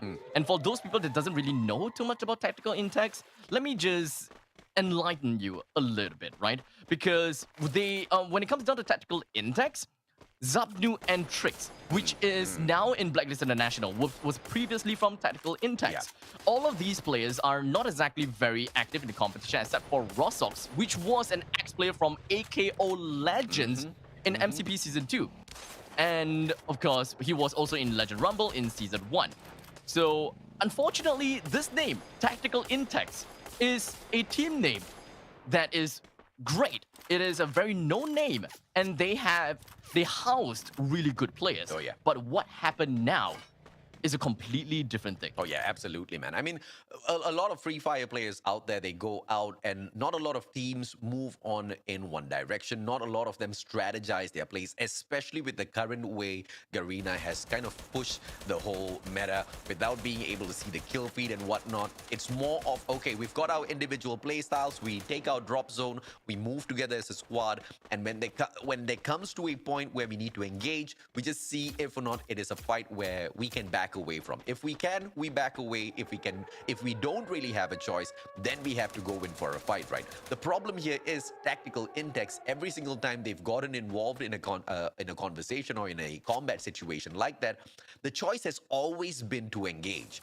which I kind of feel should be changed, not can be changed, should be changed, because in a lot of those situations, if they had just disengaged, they would have been able to make full use of that revival point. They would have been able to still play that final zone, but it's just down to the decision making of Tactical Intex. But even if they are way too far from making it into the top 12, the team still has an opportunity. Why? Because they have our attention now. And if they can just prove themselves to be a team that never says die, if they can prove that even though they have zero chance of making it into the grand finals, but they still don't give up and show us the best of plays, like for example, taking down my son with this beautifully well-placed nade by Shad, that's exactly what we want to see out of Tactical Intex. Imagine how anticlimactic it is that he missed the grenade. That would have been unfortunate, man. I'm just imagining the scenario in my head right now while you're saying about the fact that he's gonna end him with a grenade, and then we looked at the grenade just bounce back towards him, and the both of us just go dead silent. I don't know if I'll go inside. I will lose my mind, man. I'll laugh so hard, even though production said never laugh at a player's misplay. I'm sorry, production. I just cannot help it. It has a funny bone in me, and it needs to laugh sometimes, right? But let's look at Spade. MVP 4 times round in the league stages alone. If there's anyone who can get it done, it is this guy. And Do Easy as a squad, as a whole, they really need to continue struggling for those points. Now 9 points away from hard to get, who are sitting down inside of Group B, and Group B is not playing anymore. So this is the game where they need to get everything done. It's do or die time now.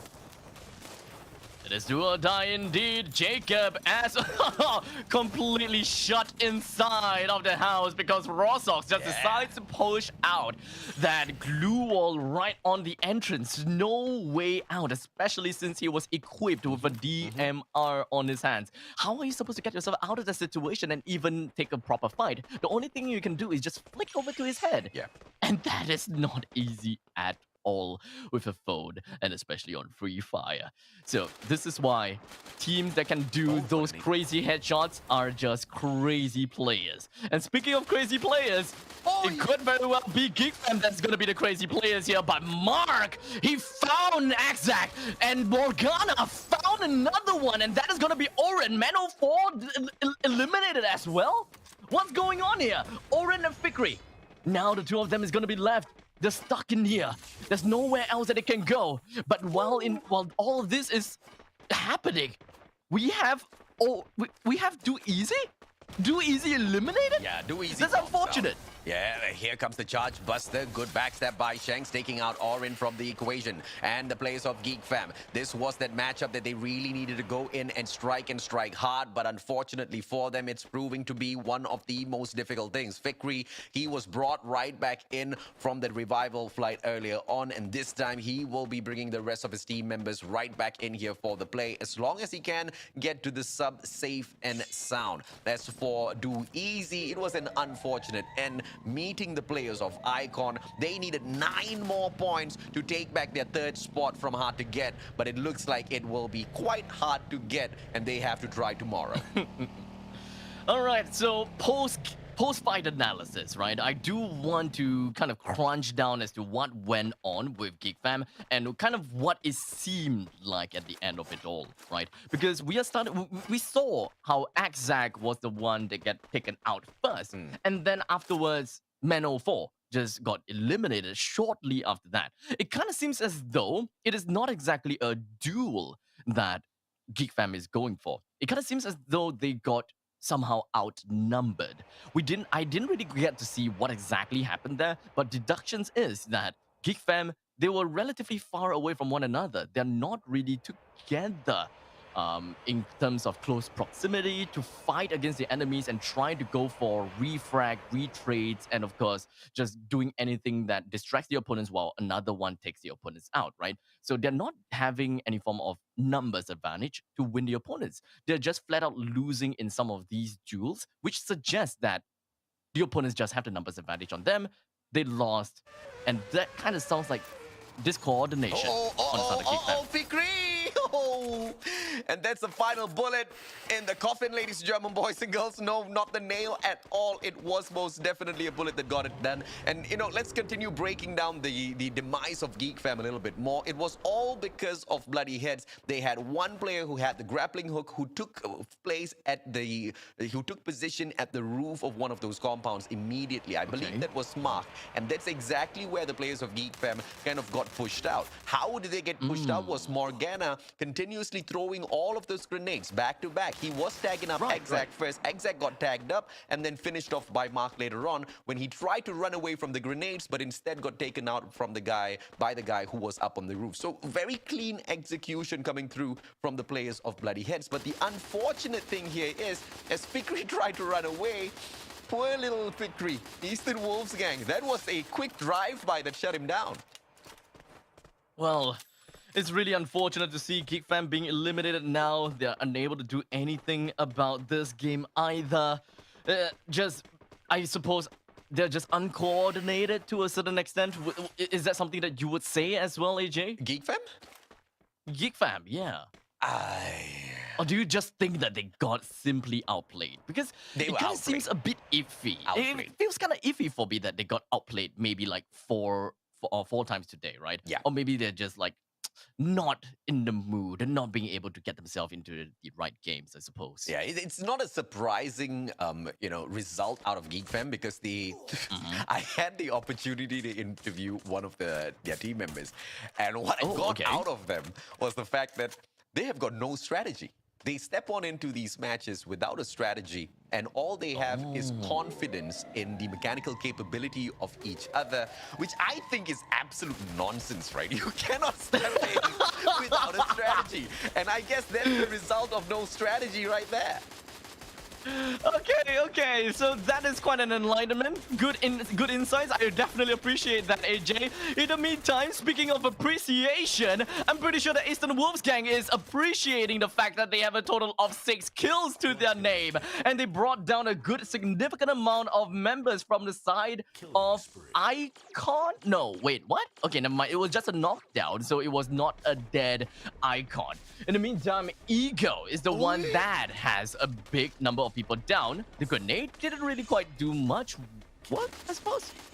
Well, Ravana, he most definitely has a good aim on all of those tosses, but not really able to damage up all of those players, not cooking up the grenade long enough perhaps, because as long as you cook up the grenade long enough, your opponents will have zero time to respawn, but of course you cook it up a little bit too long, bye-bye sir, it explodes in your little hands. Tactical Intech, 6 kills in here so far. Remember what I said, it looks like they've heard us loud and clear. They want to make a name for themselves. They know that all eyes are on them and they want to perform their very best. And as they will come across the players of Umbrella Reborn, a takedown is most definitely in store for the players of Tactical Intex, but Blacklist International interfering with that fight as well, making it sure that they pick up all of those kills and put that gap even bigger between themselves as well as Geek Fam, who are currently 60 points behind them in that second spot. Ooh, that is Umbrella Reborn that's gonna be eliminated at 9th place. And Blacklist International, they have all 4 members remaining. They also have a total of 2 kills for themselves. Zapnu,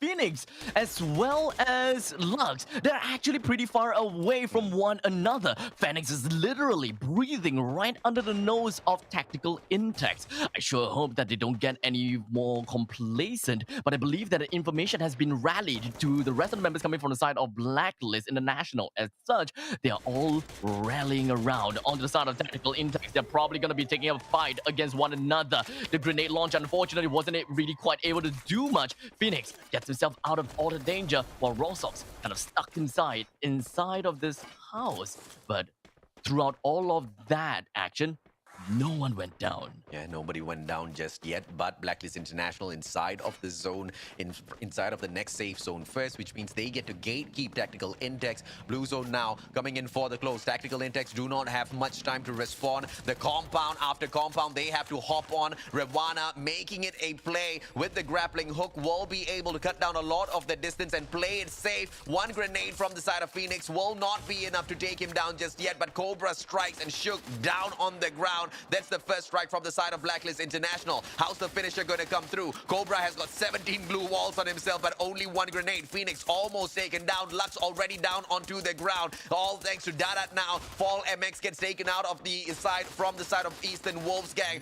But here's the problem. Blacklist International still alive and kicking against Tactical Intex and no backstab coming through. Rawana, his head is left out in the open, but Zapnu does not take advantage of that at all, and he gets annoyed instantaneously, cuts the distance. He goes in for the finisher. Charge Buster takes down 1 glue wall. Oh! Zapnu knocks down Rosso X. One final player, Ravana. Finished off by Zapnu. What a play with the Charge Buster. And now, Blacklist International, they did manage to get themselves a good amount of kills for themselves, and they finally have gotten some breather time. For now, the rest of the fight is going to be unfolding down in the southern part of this current circle, and that is Bloody Hats. They find themselves with a lot of lead flying and whizzing parts of their head to the point that they are about to go death. They did manage to secure themselves in a pretty good spot in the eastern part of the new circle though, but is that a wise choice? Technically, yes, to a certain extent, because we have a lot of people that is still outside of the circle, and that is going to be Icon, Overdose, Eastern Wolves gang, as well as I believe it was Auto Knockout. So how is this fight going to be like with Auto Knockout, the first one down? Blacklist International really playing the game of survival here. Can they pull one back for Group C? As long as they can survive this, but Bloody Heads now, they are trying to go in there for the shutdown, but Overdose is the first target. Groza in the hands of Morgana will be able to do a lot of damage out here, and the player of the side of Icon now left out in the open. Bloody Heads as they go in, shutting down one after the other. Man taken down by Lux, just like you mentioned, Abstract, but the players of Blacklist International, one straying away way too far, and that guy's name is Zapnu. If at all Mark now turns around, Zapnu will be punished, but Bloody Heads, they stay in their corner. They don't want to over-aggress. Unfortunately, Zapnu in this flank position, he doesn't have any form of grenade, as such, he's gonna be running up this ridge. He's found Monito, but he didn't manage to deal the finishing blow onto him. In fact, he only chipped him right onto the shoulders. Oh, the glue wall, perfect timing, rebounded a grenade, and that was a perfect time for Morgana to deal the finishing blow onto him. In the meantime, Bloody Hats, he went on, and they have gotten themselves the booyah. Bloody Hats, indeed, putting the blood on the heads of Blacklist International. What a play. What a shutdown. Bloody Heads once again climbing up the leaderboard, ladies and gentlemen, boys and girls. They needed 19 points to replace Orange Esports. And I feel like with that performance, they've done more than enough to get themselves the 8th spot in the competition. But Blacklist International, they managed to pick up so much to run away, to continue running away from Geek Fam, who were already 60 points behind them. But now they have got a huge ocean to swim through if they want to touch the leaders of this league stage. Blacklist International, although they do not pick up the booyah just yet, Abstract, they managed to show everyone that they are most definitely one of those to fear from Group C. Indeed. Blacklist International, they have shown us time and time again that even if they don't get the booyah, it's not that big of a problem because somehow they will always still manage to find themselves a good amount of kills to their heads. So no booyah, it's okay. We are still very consistent in our own regards. Very different from Geek Fam today though. I would say that yes, Blacklist International as well as Geek Fam definitely did not manage to get themselves any single booyah, and the fact that they are not as dominating as we saw before, I still feel that it's good for Blacklist. But for Geek Fam, as much as I thought that it's good for Geek Fam, it turned out to be the opposite though. Yeah, and it's just unfortunate because of their approach towards the game. But at the end of the day, let's not forget who took Geek Fam out of the equation. It was Bloody Heads. You know, and they have been performing so well, and they go on out to show that it was not a fluke taking out Geek Fam because they went on to also shut down Blacklist International themselves. They were stealing kills left, right, center. But on that note, let's welcome Danley right back in here to find her thoughts. Danley, what do you think of Group A now? I still think Group A is terrifying, and I think I will forever take whatever I said at the beginning of the day back.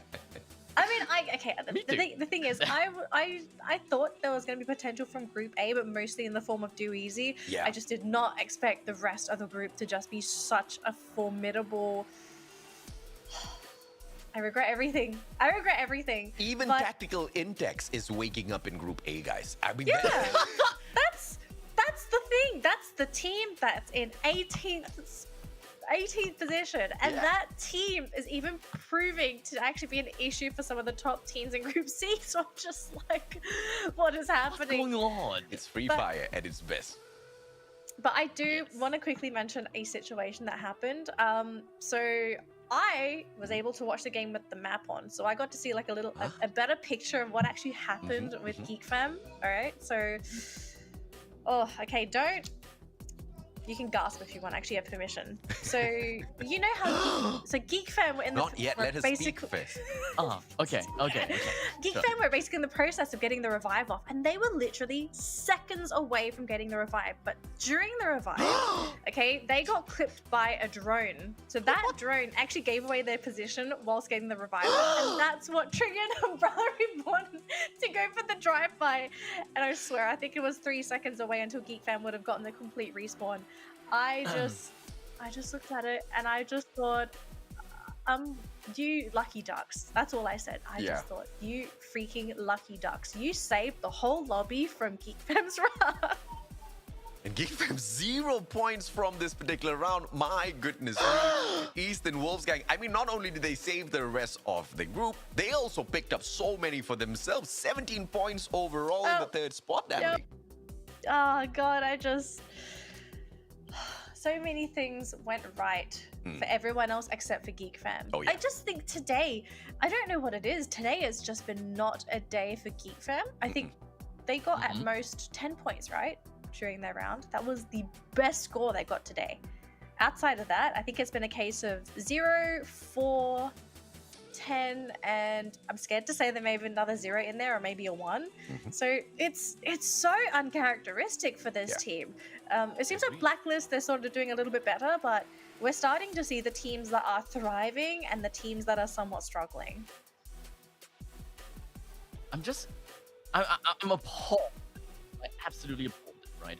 I'm not too sure what's going on with Geek Fam. And yes, I've been I've been gasping so much to the point that I'm feeling a little bit lightheaded because I think that I took too much oxygen into my system. But I think this overall standing is going to give us a really good idea as to what we may be able to expect for the next few days. Yeah, so I think easily at this point we can say that Blacklist, they're just going to shoot up. I don't think we're going to see this team drop at all. I don't think there's going to be anyone that can catch up, but then again, we have been proven wrong in the past. Yeah. Geek Fam, they still sit in second place, but I do wonder if they're going to actually be able to maintain that second place, right? Because hard to get and do easy, these are still formidable teams, and so is Tojak. Yeah, absolutely. But you know, Blacklist International, now they are the untouchable team within the group league stages. But like you said, Danley, you know, it has happened before. Teams have caught up. But 78 points, that's exactly what Geek Fam needs to take that #1 spot back. And obviously the other teams will have a hard time. But rightfully pointed out, they are at risk of losing their #2 spot. But looking towards the bottom of the leaderboards, Umbrella Reborn, Icon, Script Shots, AKO Ligas, WTG Expert, as well as Tactical Intex in the danger zone right now. Axis Esports, with their performance in here today, has managed to get out of the relegation zone and pretty much quite safe so far. But one good game on the side of Umbrella Reborn can change everything for them. Yeah, and I actually think Umbrella is turning into a pretty formidable team as well. Like, these guys were able to pump out a number of points today. Yeah. And I'd even say Icon is actually becoming another team to really keep an eye on, but they do have a ways away in terms of points, because I think for them, getting 20 points is a pretty big feat, especially if you also need to offset the enemy team's points. But very quickly, let's just take a look at our final top players for today. We've got Jay-Z sitting with 6 kills for that final round, 2,300 damage to his name. Then we have Shanks from Bloody Head and Morgana, both able to snap up 4 kills apiece. And then finally we have Zipnu here from Blacklist International, also able to pick up those 4 kills. And also, let's just take a look at the team data as well, because at the end of the day, we do need to take a look at how these teams are doing. And so far, I mean, we know the placements, but stat-wise, Blacklist are pulling ahead. Originally, it was Geek Fam to be the ones to get the most damage, because this team were the ones originally to get all the kills, but it just seems like the tables are turning, because Blacklist, they've been pushing forward, and Geek Fam just haven't been able to survive to get those kills in.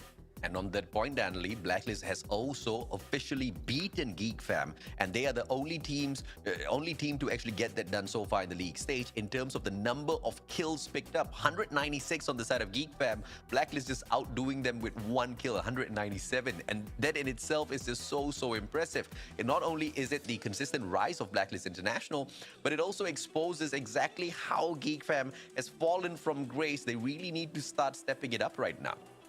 Yeah, something absolutely has to change. We're not sure. Maybe it could be a case of being shell-shocked with the shuffle. Maybe they're trying new things. They're just like, oh, it's just day one. Let's get a feel and also try things. We really don't know what's happening in the backlines, but we are going to end the broadcast in just a second. Abstract, do you kind of have any final words before we wrap up the broadcast for today? Well, Blacklist International, they have quite a bit of lead. So right now, I'm just very excited to see how the grand finals is going to be like, especially since a lot of these teams have already shown quite a lot of promise. And at this point in time, 4 out of 6 of the members from the side of Group A is going to go into the grand finals if things are still looking very well. So Blacklist International may not be the natural winner for the grand finals, and I think that that's going to be quite a show. Yep. That is going to be pretty exciting. AJ, any final words? Shout out to Tactical Index, keep it up. But Orange Esports as well as Bloody Heads, they now have the best opportunity to continue climbing up to the top 5. They're so close to it, as long as they keep up the hustle, and I think they can get it done tomorrow. See you tomorrow.